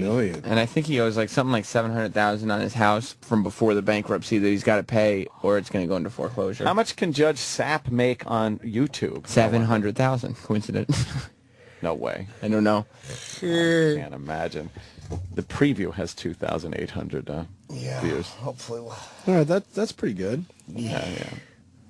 That's good, right? Ooh, no. It's not a lot. Oh, tell Travis it's my 9. For the Travis, it's my 9. The John Sterling thing, my 9. I guarantee you they paint it as a colorful flavor of New York. Yeah. He's become the unpredictable, always colorful. It's not going to be what it should be. No. How long has this cancer been in front of a microphone?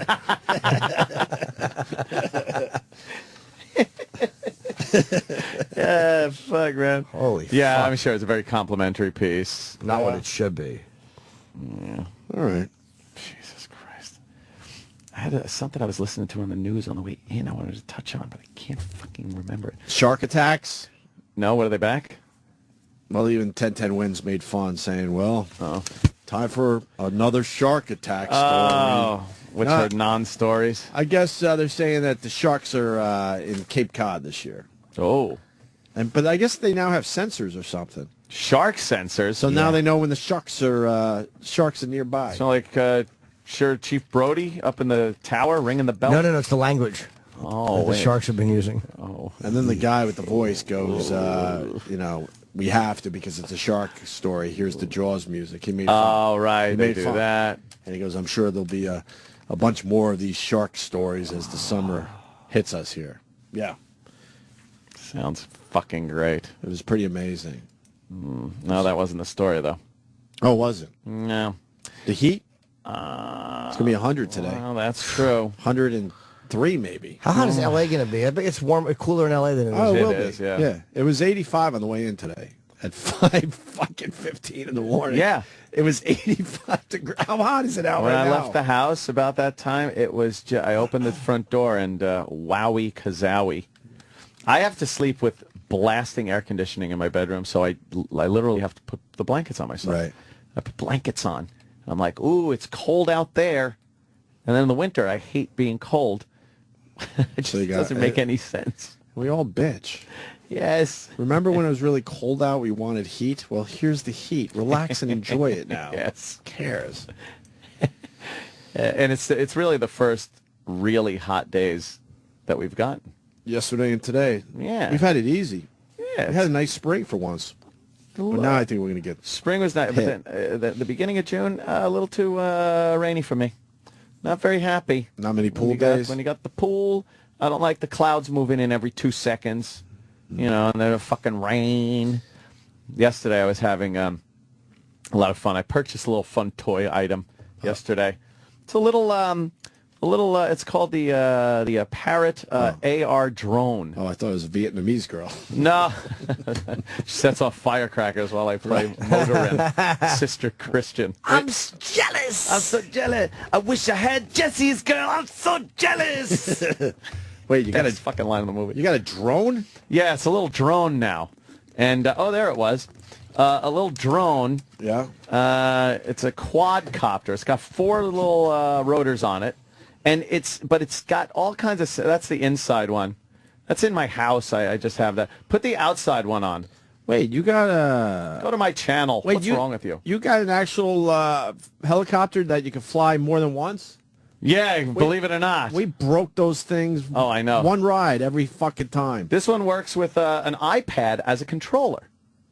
It's an iPad. And you can see the video that you're out of the camera on the front of this thing. How's the quality? Look at the quality. That's We're the looking quality. at it. That's, oh, wow. That's it's on the Ant's video. YouTube channel. Going over, and I was nervous. I flew it over the pool at very low altitude. How many feet off the water is that? It's about 2 feet off the water right there. That's pretty cool. I flew it up to the waterfall, and then I decide, I'm going up. It's going up, people. So how high up before you don't have control anymore? I could have gone higher. I went way over. So why don't you go high? Well, and then catch the damn thing when it falls. No, it would have probably fallen in the pool. Wow. And I'm not. How high is that? You think? Big on. I don't know. I got it up to. That's a couple hundred feet. What? Yeah, it goes up, and I can still see. Look, you see like hills and stuff back there. Is this legal? I don't know, because I'm thinking I got houses all around, and I got a camera on a fucking helicopter that I can watch through my iPad. I'm looking at a video. You got to be 30 to 40 feet above your house at this point, easily. Yeah, or maybe even more. Yeah. Maybe 50 or 60. It's pretty high above the How do you keep it so rooftops. steady? This thing has sensors on it. It's got like an altimeter sensor. It's got sensors that detect the ground, all kinds of computerized leveling. So if I let go of the iPad, no controls, it'll hover in one spot and just stay there. Just stays there. And then with the iPad, you kind of move it around, and yeah. And look, see, those are the houses. You almost back feel there. like you're flying, right? Yes, it's a first-person view through the iPad. It's pretty fucking cool. This is coming back down again. Yeah, now coming back down and you didn't past crash my roof. it? No. I would have crashed. Wow. And it's the first time I flew it. It's very easy to fucking fly. So how far could you go with this? I don't know. I haven't really shaken it what down does the yet. instructions say? I don't know.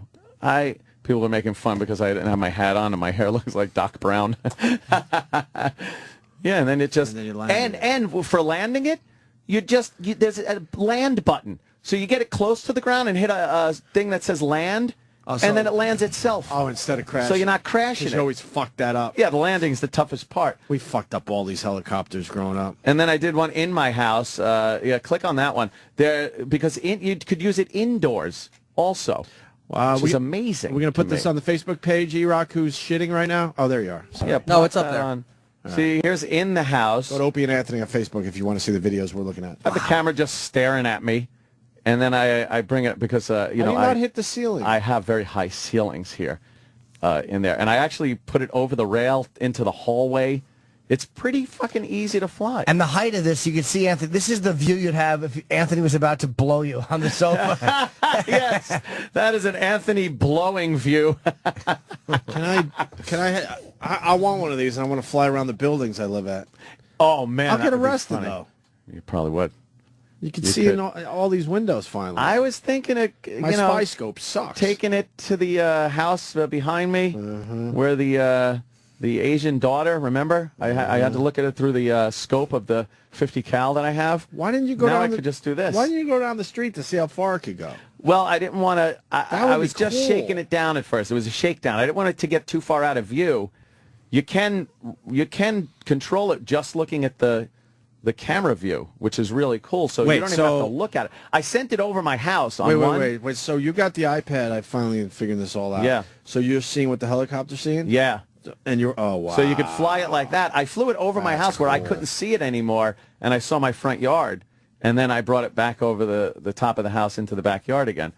How far does it go? You don't know. I know you. I'm not sure. I'm really not sure how far it goes. Why are you so shady about this? Who got you this? No. You always think I'm involved in a conspiracy. Well, something's going on. I don't know. You haven't answered one question. Oh no, I How much did it cost? It's great. $300. Where'd you buy it? Oh, that's not bad. Brookstone. Really? It's in Brookstone? Yeah, it was in Brookstone. No. One thing finally cool in Brookstone. Yeah, Brookstone sucks. Yeah, it's like, oh, how many vibrating chairs do you need? Oh, another special pillow? Really? Yeah. It's slippers. Oh yeah. Yeah. Oh, great. You always walk in there and someone sitting on those dumb vibrating chairs. Yeah. Golf gadgets. Oh wow. Yeah. See, I flew it right through the from the between the ceiling and the railing for the hallway and stuff. I'm bored with your indoor video. I like the outdoor one. Yeah, outdoor is a lot better. Indoor is just hard to do. You're seeing the rooftops of all your neighbors. That's crazy. I could hover that thing right in front of a window if I wanted to. And it doesn't tell you how high it could go. Someone call. I didn't look. I really didn't look, and I didn't want to take it to the limit of how high it could go. Take it to the limit. And you can preset how high it can go, the max, so it doesn't get out of hand. I would have bought two. Yeah. Oh, okay. Keep one in the box, and then you try out the other one and give it the real test. See how high that fucker give will it go. The real. And what happens test. if you go out of the range? I wonder if it has a system in it where it goes, okay, it's going to drop, but it's going to figure itself out. It will hover and then lower itself down to 6 feet high and just stay there until it regains your signal. Wow.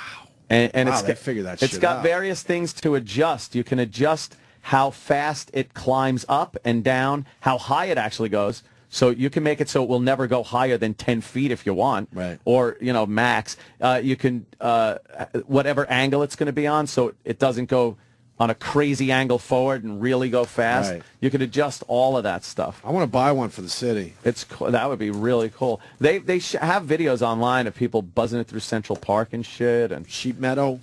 Yeah, looks pretty cool in Manhattan. But it was fun. I was just fucking around with it yesterday, first time, and I was able to fly it around pretty well. It's not like a regular helicopter where it's really hard to fucking fly. I think it's impossible. But and the camera's really steady on it and stuff. Yes, I was doing that yesterday in the heat, in the blazing heat. I was jumping through shitty sprinklers with my kid. That's what we get in New York. Oh, by the way, buy 3 batteries or 4 batteries with it, extra batteries. Keep them in the charger. What do you get? While you're doing it? Double Ds? You probably get at the most 15 minutes of flight time on a battery. That's it? That's it. So why don't they give you a good battery? Well, it is a good battery. That's a good battery. That's all they could squeeze out of it. There's so much shit going on with the thing. I guess it eats up a lot of battery. But why don't you just get like a long cord or something? Yeah. Yeah. A long cord. Get a gas-powered one. Yeah, right? Warren Sapp is walking down the hall, by the way. So. Oh, is he? Oh, Jesus. Oh, my God. I looked and laughed. Who is that? Some other. Oh, boy. That's, oh, boy. Some other lady. Yeah, I got nice confused. lady. I thought it was Warren Sapp. Is she going into, yeah. Why don't we take a break and get ready for Warren Sapp? Yeah, he's got to coming tinkle in badly. shortly. So do All I, right, man. let's go tink. I have a plug for tomorrow. June 22nd tomorrow night, I'll be in L.A. at the Hollywood Improv on Melrose. One show only, hollywoodimprov.com. All right. Chop, chop. Sirius XM, the Opie and Anthony Show.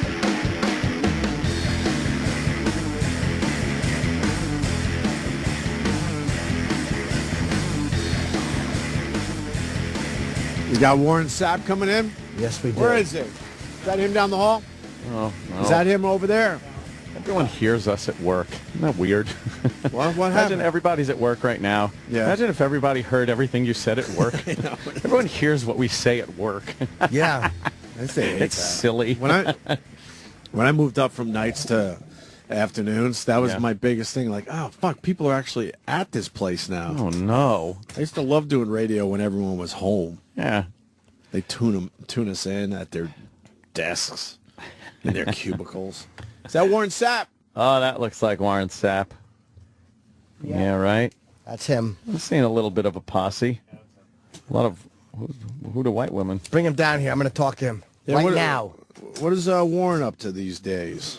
He's promoting he's at Warren Sapp on YouTube, and he's on Twitter, and he's promoting on the Twitter. He's promoting a YouTube channel show. It's called Judge Sapp.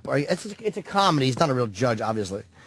And I don't know how much of it is scripted or how much of it is just off the cuff, silly. Yeah, we'll ask him. Silly. What's he doing? What's he doing? All right, stop it. Is that Warren Sapp? It's Roland. Oh, wow, this time it is. Oh, that's different. God damn, he's a big boy. Yes, he is a big dude. He's a big dude. Let's get out of here with all our teeth. He skipped through the Steelers practice. Went through their warm-ups. They said he was a bad sport for doing that when they were practicing. Oh, really? He skipped through. Yeah, he was kind of obnoxious. Warren Sapp. Yeah, he was a fucking... Warren Sapp. There he is. What's up, man? How are you? What's going on? You're dressed for the weather. You're dressed all nice and casual. I'm always like this. You're always That like looks this. comfy. It does looks look comfy, man. T-shirt, shorts. T-shirt and shorts, nice Fuck. lightweight. What are we doing? Listen, I'm a Florida boy, fellas. If you don't have a pair of shorts and a T-shirt, you can't come by here. Yeah. Gotta know how to deal with the 8 heat. in the morning, it's 100 degrees and windows are sweating. Yeah. So this weather's crazy nothing out there for you, today. though. I brought the heat with me. You Yeah. did. Yes, I you brought did. the heat with me. It's Beautiful, slamming hot man. out There's there. nothing like New York when it's warm. The sundresses. smell of urine. We were talking about Sundresses. Yeah. We weren't talking about that. That's no, we true, were talking though. about the nipples this morning. Oh. What? Yes, What happened? We well, were. No, that's true, yeah. Thanks. Yes, sir, buddy. I am on a whole man show here. Woo. Yeah, that's the way to get in. I like it. We were talking about how the girls don't wear bras when it gets nice and warm. They finally, Listen, finally go, man, fuck a it. lot of the clothes go away when it gets warm. I'm telling you, New York is a lively city when it gets warm. Woo. Yeah. Are you a guy that'll say something on the street when you see a hot chick walking by? You know what? It's against the law to stop a chick on the streets in New York. Is it really? It's against the law. But not stop her, but will you say something? like unwanted advances, like Well, unless you're asking for you're directions. judge It's now. against the law. Wait, even the that. directions? She what? Even No. You're lost and you go, hey, miss, directions. Any kind of, I would like the phone number, like to get That to know you. Any of that is illegal in New York. Y'all know this, right? I've been told. I heard that too, but I didn't believe it because every 5 seconds I fall in love on the subway. So. It's a beautiful city. I'm just telling you. Wow. Are you really how that, much? Are you that guy? Like, you just are you always looking? No, you're not choosing. So why are you looking? What? What happened? You've never chosen a woman. Neither one of us. All 4 of us fellas who think we're so smooth and suave and debonair. We've never chosen a woman. Even the one that you want to marry, you get on your knees, set up the night into a nice, probably a Caribbean island somewhere, get you a nice ring, at least 3 carats, all dressed up nice, and you're going to get on your knees and ask. And if she says no, you got to get your ass up and dust yourself off and go find another one because she don't want you. Yeah. You've never chosen a woman in your life. They choose us. They always choose us. Well, you were you went through are you You've back? been living that whole time and you didn't know it? You didn't get it? Oh, you think it's your watch or that plaid shirt you got on? Nah. She just wants you. You just happen to be standing there, brother. Trust me. Damn, I learned something from Warren Sapp today. Would you get Every day remarried? you learn something. Would you get remarried? Absolutely. Oh, you would? I'm not dying alone. I answered for you. I'm not dying alone. Well, you would do it again? Yes. I did 10 years. Almost 10 years. And see, it sounded like a prison It's sentence. exactly what I did. Almost 10 years. And listen, will I ever when get you- married when you again? do it, No. He wouldn't Never get, again. He wouldn't get married again. Swear. let me guess, you have no soft companion at night. You go home to Oh a yeah, couch but that ain't and no a television But it's and no direct marriage. TV. No marriage though. So you won't show up as, what's that man's name? Phil Shifley at your own. Yeah, right. At my own funeral. Yeah. I have DirecTV too, but I need something soft beside me. No, absolutely. DirecTV's beautiful with all the channels, but something soft beside me just makes it all good, but you don't have worthwhile. to marry her. God damn, man, I lost so much fucking money because of that goddamn divorce. It's always cheaper to keep her, no doubt. Oh, man. You never know that until you actually let go. But yeah, I'll second that. Amen, brother. Oh yeah, I hear you. Amen, brother. Oh man. Did she rake you over the coals? Nah, I pretty much gave it up. You know. Oh, you did? You think you're gonna be a good guy, take care of her, the kids. Nah, it never stops. Yeah, I know. Me and you in the same boat, brother. I felt you. When he didn't have kids or a house though, and he got killed. No, I was just starting to make money too, and I went to the bank because I was going to take out half the money and leave her half. Oh, you were going to do this yourself? I was going to go. You know what? I'm going to go. I was to the a bank. witness. I'm going I to take swear. out He half said, the money. Yep. And I'm not going to let. She took that half. She took half of that. What was left, right? No, I went to the bank to take half the money out. It was already all gone. She took it all. She beat him to the bank. I'm like, Took man. it all. No, left you $1.70, wasn't it? I'll say it to you fellas again. You didn't choose her. She chose you. They already have it laid out. Like if you're trying to catch a woman cheating, you have to plan for 2 years and get all her friends involved. Because they already have it mapped out. They're smarter than us. They can multitask. Did you feel ironic that your last name was Sapp at the time of your divorce? No, I got two-piece. Double your pleasure, double your fun. He's got an answer for that. I got an answer for everything. I think you might have been asked that before. 40 years. I got an answer for everything. Exactly. All right, I'm gonna watch this YouTube show. Hurt. Listen, now I'm gonna watch this show. You have to watch this. I'm telling you, YouTube.com/the knock. The real cases. All right, I got to ask you three fellas because I do this all the time. Do y'all know what a testicular inversion is? Uh-oh. Whoa. I got some eyes up. I woke you up. I'll tell you one thing. Sounds painful. Wait, let's guess. A testicular inversion. Yes. Does that mean they're inside because a woman kicked them inside you? There you go. You get kicked in the Johnny Cochran, buddy. And they go inside? That's one of the cases. Yeah, and it's supposed to go, and it's supposed to be pleasurable, as I understand it from this jiu-jitsu teacher that came into my courtroom. I'm telling you, these are real people. We had a guy on our show probably 10 years ago now. He got kicked in the balls over and over and over again. We were amazed how many shots this guy My took. stomach is hurting just to think about it. We were amazed. God. But it only hurts a couple of seconds later. She didn't hold back either. She was nailing him in the nuts, and this guy loved it. Listen to me. This young lady that was standing in front of me in my courtroom said, Your Honor, I kick ass for a living, and I kick it good. She a dominatrix? Yes. Yeah. She said, sometimes I get a running start. Yeah, we saw this. It's called ball busting. It's called ball busting. They love it. Guys love it.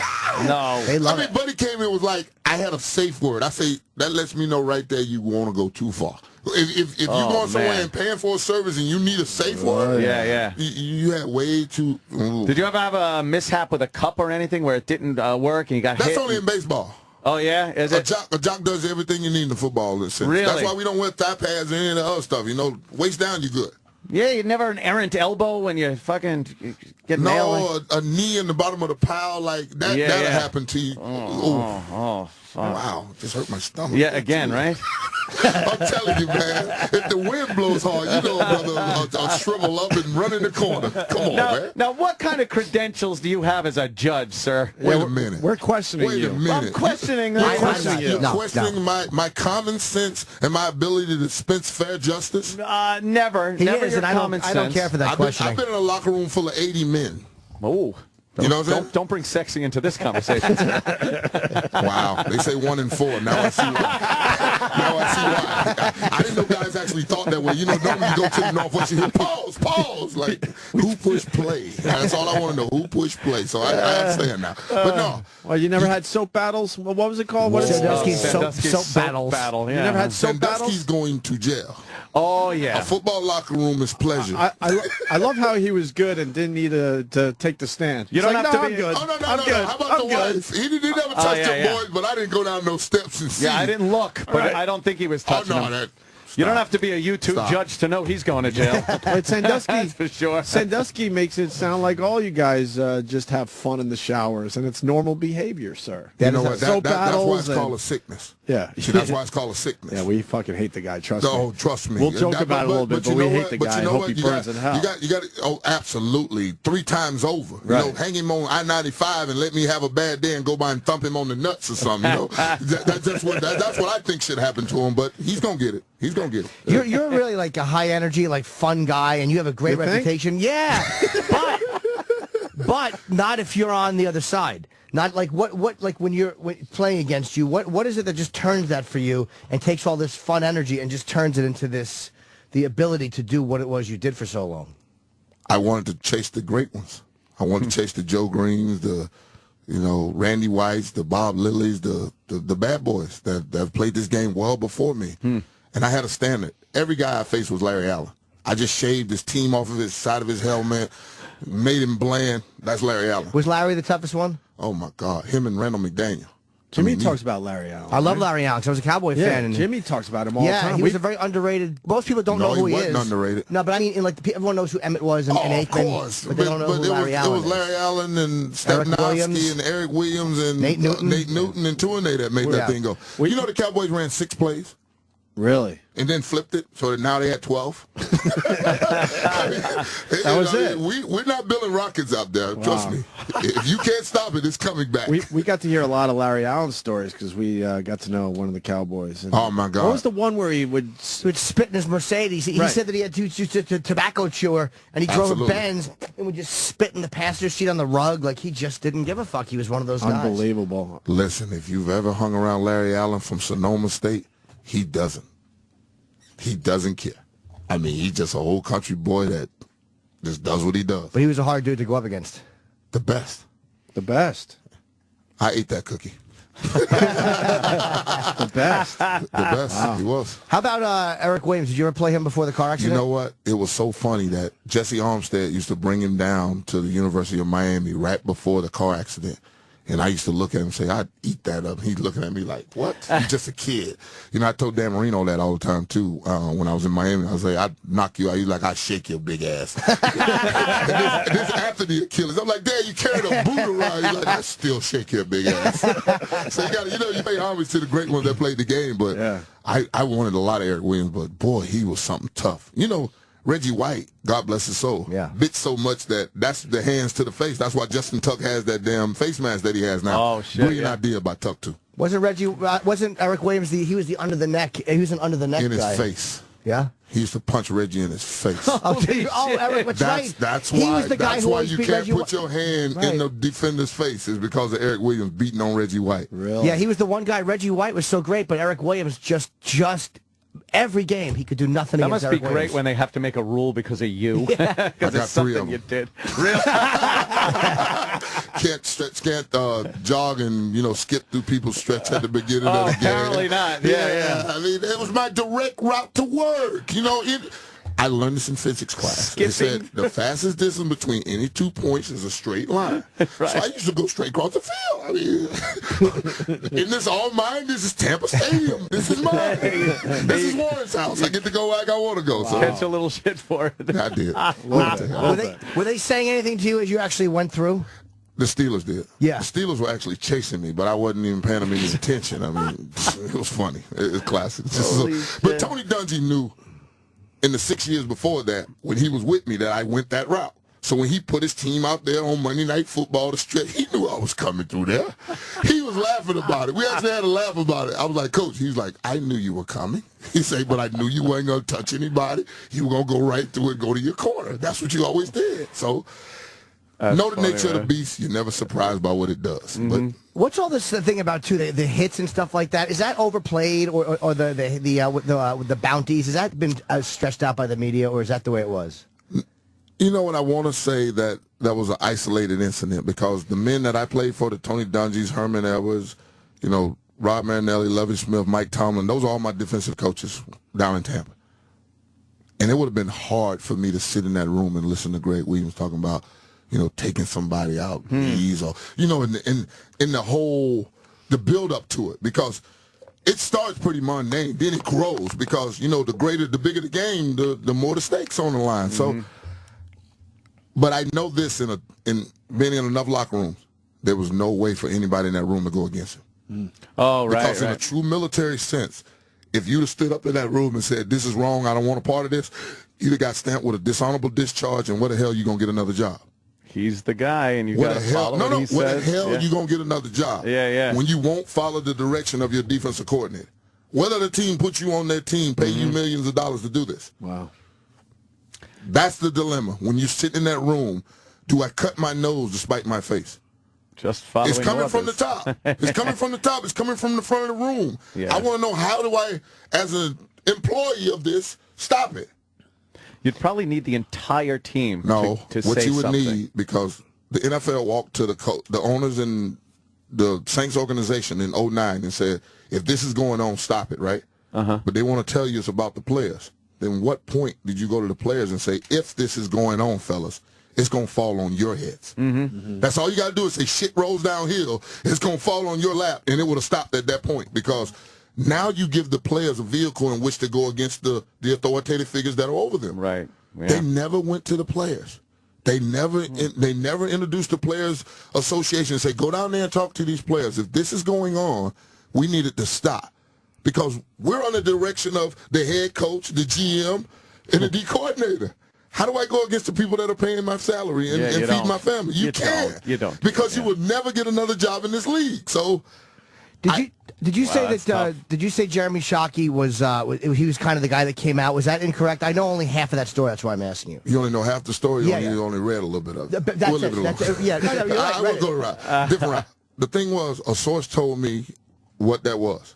And the thing I did, I brought it on a street level and brought it down with the word snitch. Yeah. And that's what I apologize for. Oh, you did apologize? Okay. No, I told Jeremy right to his face. At a Heat game in the back, I saw him face to face. Because I put it on a negative connotation on something that we're sitting here talking about, how do you stop it? You see what I'm saying? So how do you stop something that it pretty much going to cost you your job and you'll never have another job? Because Vilma and Hargrove, how do you sign a dude to your team that's not going to be there for the first 8 weeks? He don't make my team. Yeah. I can't count on him for the first 8 games of the year. And if I put him on my roster week 1, that guarantees his salary because he's a vested veteran.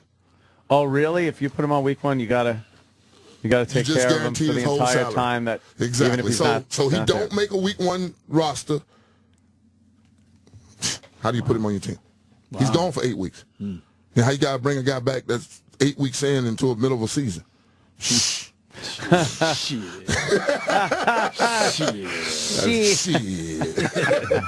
We're fans of The Wire. You love The Wire? Love The Wire. Great. You hated The Wire. I grew up in the 90s where drive-by shooting and drug dealing was an actual day-in, day-out life for me. I don't want to watch it on television. It's a documentary for Warren. Some dumbass that's telling a story. No thanks. I'll tell you, it's fun for Whitey, though. Check that shit out. I kind of figured that. Fun for us. I'm joking. Where'd you grow up? Right outside Orlando. A small town that doesn't exist anymore. It used to be Plymouth, Florida, but now it's a pop. It was a rough neighborhood? No, it's country. Oh. That was the thing. That's why I didn't go to Florida State, because Bobby Brown, it was 90s, drive-by shootings and everything. So he thought I lived in, like, the ghetto. I'm like, I'm a country boy. I got 250 people in my town. We only have a stoplight, no McDonald's. I mean, this ain't no gang-related up in here. I mean, we ain't have enough people to form a gang, I'm the baby of 6. There's more people in my family that'll fight in this town. It was crazy. So it's just one of those deals. I'm just a country boy, man. Why is Florida such a great football state? It's 80 degrees at 8 o'clock in the morning. Yeah, but there's other states that are warm and shit. Which one? Arizona. It's like L.A., Arizona. They don't do immigration laws very well out there. I don't like the brown man. A lot of good football comes out of Florida, though, man. It's just what it is. I mean, we're talking about a lot of dirt, muck. Down in Belgrade, that muck was thick sand, and that's what we run in. So, and we run all year long. I mean, y'all love basketball up here in New York. I mean, you love basketball, lacrosse, and baseball. All that. You can't play baseball in Florida in the middle. What? That's why they have spring training in Florida, and they get the hell out of there. Yeah. You'll die in the middle of the day at 100 degrees with that humidity. But running around on a football field seems to be worse than playing baseball if you're a kid, no? No, that's a man sport. And it's fair enough. It's man sport. Well, you get a round ball with a round bat. I know they say that's the toughest thing to do, but it's boring as hell. Yeah, you just stand around half the time. Exactly. If you ain't the pitcher, you ain't working. The pitcher or the catcher, you ain't working. Right. I used to be a first baseman. Excellent. Power hitting first baseman that played excellent defense. Just the game was too damn slow. Really? Even for the just players, yeah. Just too damn slow. If it wasn't a left-handed batter, I did nothing. I forget. Yeah. They did some kind of experiment. They said there's 5 or 6 minutes of action in a baseball game, something like that. I forgot the exact number, but it's so ridiculously low. Absolutely, you do nothing. I mean, a 2.5 hour game, and it's like the actual action is 5-6 minutes, something. Well, the average NFL player now. is 6 seconds too. Yeah, but that's an intense 6 seconds Yes, every sir, single buddy. fucking time, man. You're going to make some contact, Daddy. You can lose I your guarantee head. that. Not lose your head. It ain't life or death. You can keep banging your head up against a wall and realize there's a wall 20 years later, though. I don't understand. I don't understand how you get tangled up every play, and you guys. You're really don't not have, tangled. You don't have more injuries. When you're in the bottom of Knock on that wood. pile trying to figure out how the fuck to get back up on your feet. Make sure the running back's on the bottom. You're on top of him. Or the quarterback, or the guard, or the tackle. Make sure you ain't at the bottom. You guys got to be partly insane to play. Absolutely. You got to be. Got to have a screw loose. It's a contact sport. Yeah. How good does it feel to just nail a running back? Like when especially No, quarterback. Oh, the quarterback's the best? Trust me. Yeah. The girls are watching him. He's nice and pretty. Standing in the pocket. Boom, take it right off the map. Ooh, that ain't nothing. He likes that. Yeah. Y'all just gave me a flashback just He there. likes that. Yeah. It feels good just to feel that full contact, that tingling that right wrap now. around. That tingling right now. That oof when he hits the ground and the air comes out of him. Oh, yeah. And that's better than when you're going around the back, drag down. I mean. No, don't drag him down. You want to grab him and bounce. Bounce. Oh, you man. Throw him down a little bit, huh? Bouncing. You want to bounce on him. Wow. Do they overprotect them by or is it necessary? They do. They overprotect them. I mean, first of all, they made it a strike zone. From the top of the numbers to the bottom of the numbers is basically where you can hit it. Not the legs. No, you hit him. You hit him in the legs. You're done. Do you name players? Who did you like to hit the most? They all taste like chicken. There wasn't. You didn't have a All number quarterbacks one. taste like chicken. No. It was Favre because when Dudley got there, Favre was a 3-time MVP in my own division and a world champion. So. Right. That felt good to take him down. If we wanted to, that felt good. If we wanted to pull Tampa out of the basement, we had to pass Green Bay. So Dungy made him the target, so it was easy for me. Hey, he did great for the Jets. So. What did the Jets do? Just end the season? Huh? What did the Jets do? Just end the season? How was he there last year? 2 years ago? Yeah, he's been. Y'all was 9-3, and the wheels came off, right? Yeah, or am I missing exactly something? right. Oh, I thought so. What do you think of Tebow? You know what? He's a hard guy to figure out, right? Very hard to figure out because you want to follow him. I mean, I'm like everybody else. I mean, you love his enthusiasm. I'm a Jets fan, so I'm like... I understand. And you're like... I'm not sure. I know you're not sure because when you Sanchez see him as a football player, you're like, but I understand the heroics. If I can just get the heroics without the 55 minutes of bad football, it'll be okay, right? Just give me the end result. Don't tell me about the labor. Give me the baby. I understand where you at this point. Because when he gets it done, man, he makes it exciting. Here's the question I have for all Jet fans. Yes. We were told Mark Sanchez has it. That's why we moved up to draft him, right? Tim Tebow has it. When it versus it, what it wins out? Tebow. Sanchez doesn't have the confidence Tebow has. And you can have confidence, but you need skill to play this game. But I think because we all think we walk on water. There's no doubt about it. I promise you. Even the 53rd dude on the roster thinks he walks on water. Because he's less than 2% of the population. So the confidence is there, yeah. There's nobody on an NFL football roster is lacking for confidence. You made it there. But Sanchez has a whole head game thing happening, it seems. And it's going to split the locker room. I think first home game, I think they start cheering for Tebow, even though Sanchez hasn't even fucking taken one snap. He has to mess it up. He's got to mess it up. And if he doesn't, then that puts him in a situation where it's going to work itself out on the football field. It's weird. But you gotta question a team that was 65% in the red zone with Plexico and no Tebow. You get rid of Plex and bring Tebow in. What I miss? I don't know. What a miss at this point, Right. Well, what body of work are we watching the backup fly across the country on a jet? And then have a press conference. I was blown away. The backup, right? The backup. I mean, this is the backup. I mean, my backup never played. I don't even know his name.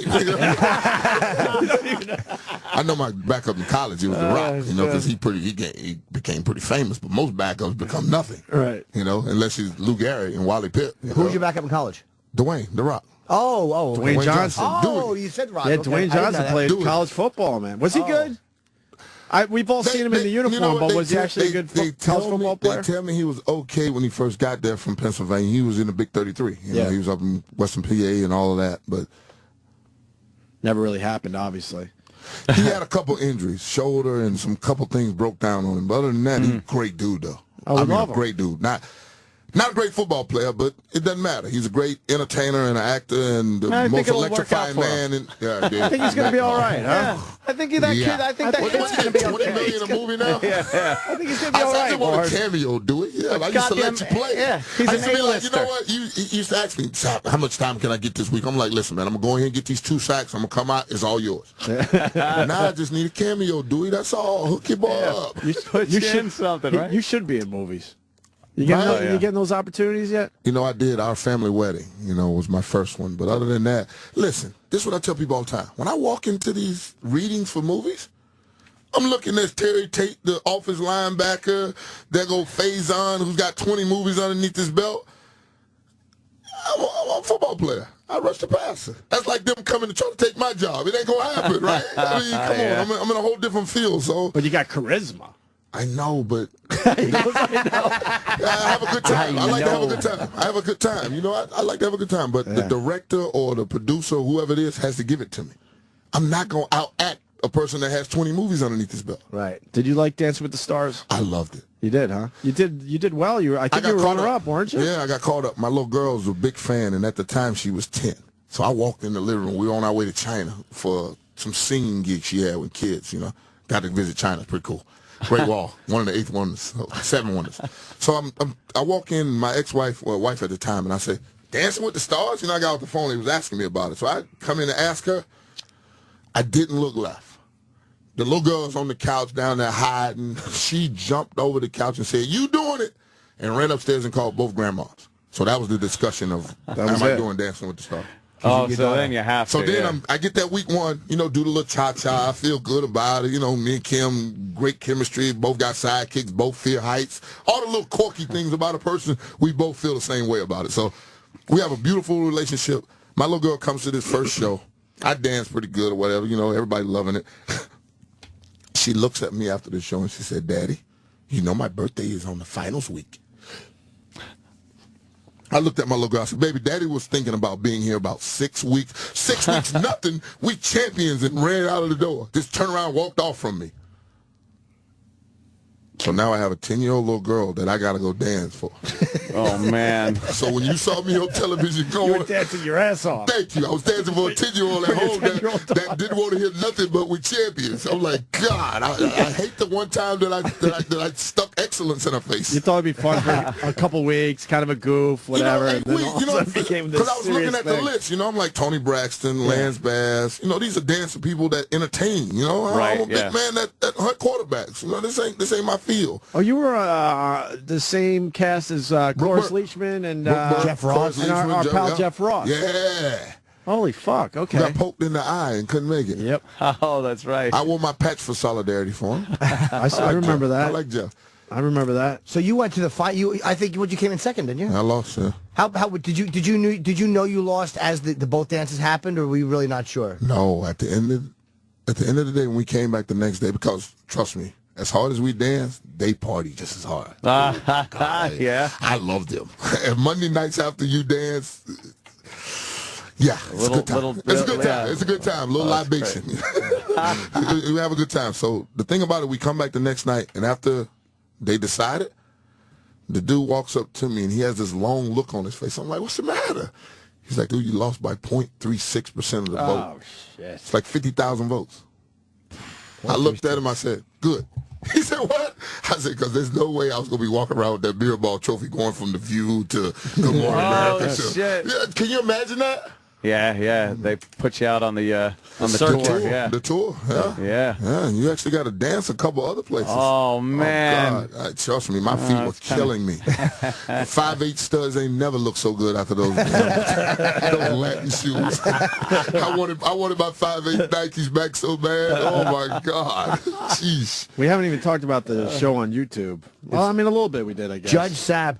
But it's a comedy, and it's obviously you're not a judge, but is it just kind of, it's your personality? Did you say what? I got my robe and my gavel, and I'm in my courtroom. Why ain't I a judge? Well, no, I wasn't saying that. I said, obviously, you're a real judge. So you can knock his teeth out. He's close to it. Okay, good. You know, we would understand. You know, I used to be a growling grizzly bear. I don't have any claws anymore. I don't maul people. I'm just a big teddy bear. Yeah, you can grab him and hug him and shake him now. He's I think a slap from Warren Sapp would be horrible enough. You want to take one? No. No. Nah. Jimmy takes moves from UFC. I'm not aggressive at all. Yeah. No. Sundays are over. Yeah. I used to have a lot of fun. Sundays are over. How'd you get out of that? I have a 3-hour license to kick ass. How'd It's you been get almost 5 years. I got a good question. How did you get out of that mindset where you're just chilling? You gotta let go. You just let it go. But I how? tell you this. I bet you it was hard at first. The Dancing with the Stars really helped. Because if they don't watch Monday Night Football, guess what else they're not watching? Sunday football. Because we look for Sunday to get to Monday, right? I mean, it's just a process. And if you don't watch Monday night when there's only one game on, you definitely ain't watching when there's 16 on, right? Trust me. There's a whole different audience. There's grandma, moms, aunties, you know. There's a whole different spectrum. I mean, it's fun. You loved it, right? Oh, my God. These ladies grab me on the street and be like, twirl me. Take me for a spin. Like, okay, always back on the left. Let's go. Take off with them. So much fun to be able to dance. How hard was it to walk away from football? I mean, I'm sure you've heard that question before, but I mean, when did you know, like, all right, it's time to... You win 15 games in 4 years in Oakland, it became a job. Oh, okay. It's just that simple. I've always said football is a kid's game. You get paid a king's ransom. And when it stopped being fun, I was going to leave. And it stopped being fun in Oakland. When you come into a job where nobody says good morning, nobody cares about their responsibility on the field. It's about how much money you're going to get paid and how much somebody else was making. I mean, they broke all the rules in Oakland. All the rules. Really? All the rules. You don't discuss wives, kids, and money. Everything was being discussed. I'm like, I can't do this. And then I think it was about week 13. I was sitting in my locker, and, you know, I had told myself I was going to retire at the end of the year, but I was still contemplating because I knew I could play. I watched these two kids have a 15-minute conversation right beside me, and I did not understand a word. I said, I got to go. Wow. I said, I'm sitting in the locker room listening to a conversation for 15 minutes and have no idea what they're talking about. What were they talking about? What was the subject? I thought they were talking about, like, going out and, you know, doing some things, but it was a girl. They were talking about a girl. I'm like, that conversation was about a female? Wow. He's like, yeah, dog, what you talking about? Wow.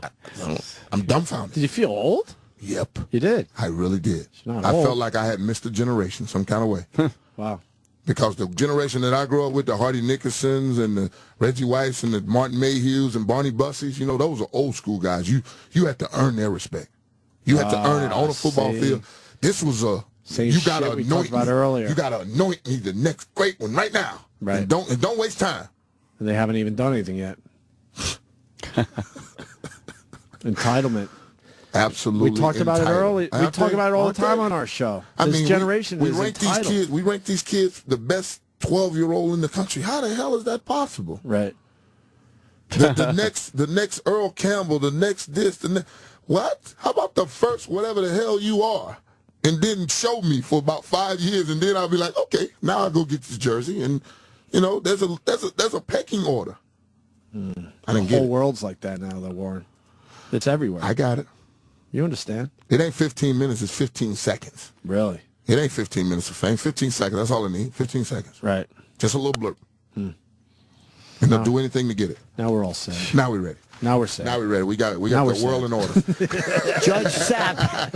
Yeah, YouTube.com/The Knock. You got to subscribe. I'm telling you. The Knock, the NOC, and it premieres next week on YouTube. If you go on YouTube and just look up Warren Sapp, it'll probably take you right to the page. No, but if you Google it, The Knock. But that's the page you'll click on. / the Network of Champions. Well, people, Google the Network of Champions. Just in case they're not writing this shit down. Yeah, if they're in the car or you something, know what I mean? they'll remember your name. They might but not remember The Knock is, like Jimmy said, THE, the, and then NOC for Knock. Network of Champions. You're a very entertaining guy, though, and I imagine it'll be fun to watch you because you're a big, larger-than-life guy. You subscribe to that Knock right there on Judge Warren Sapp, and you won't regret it. You'll be dying laughing. You'll be calling a friend. You got to see this. Okay. I promise you. And it premieres next week. Any time in particular, or is it? No, that's the beauty of the YouTube.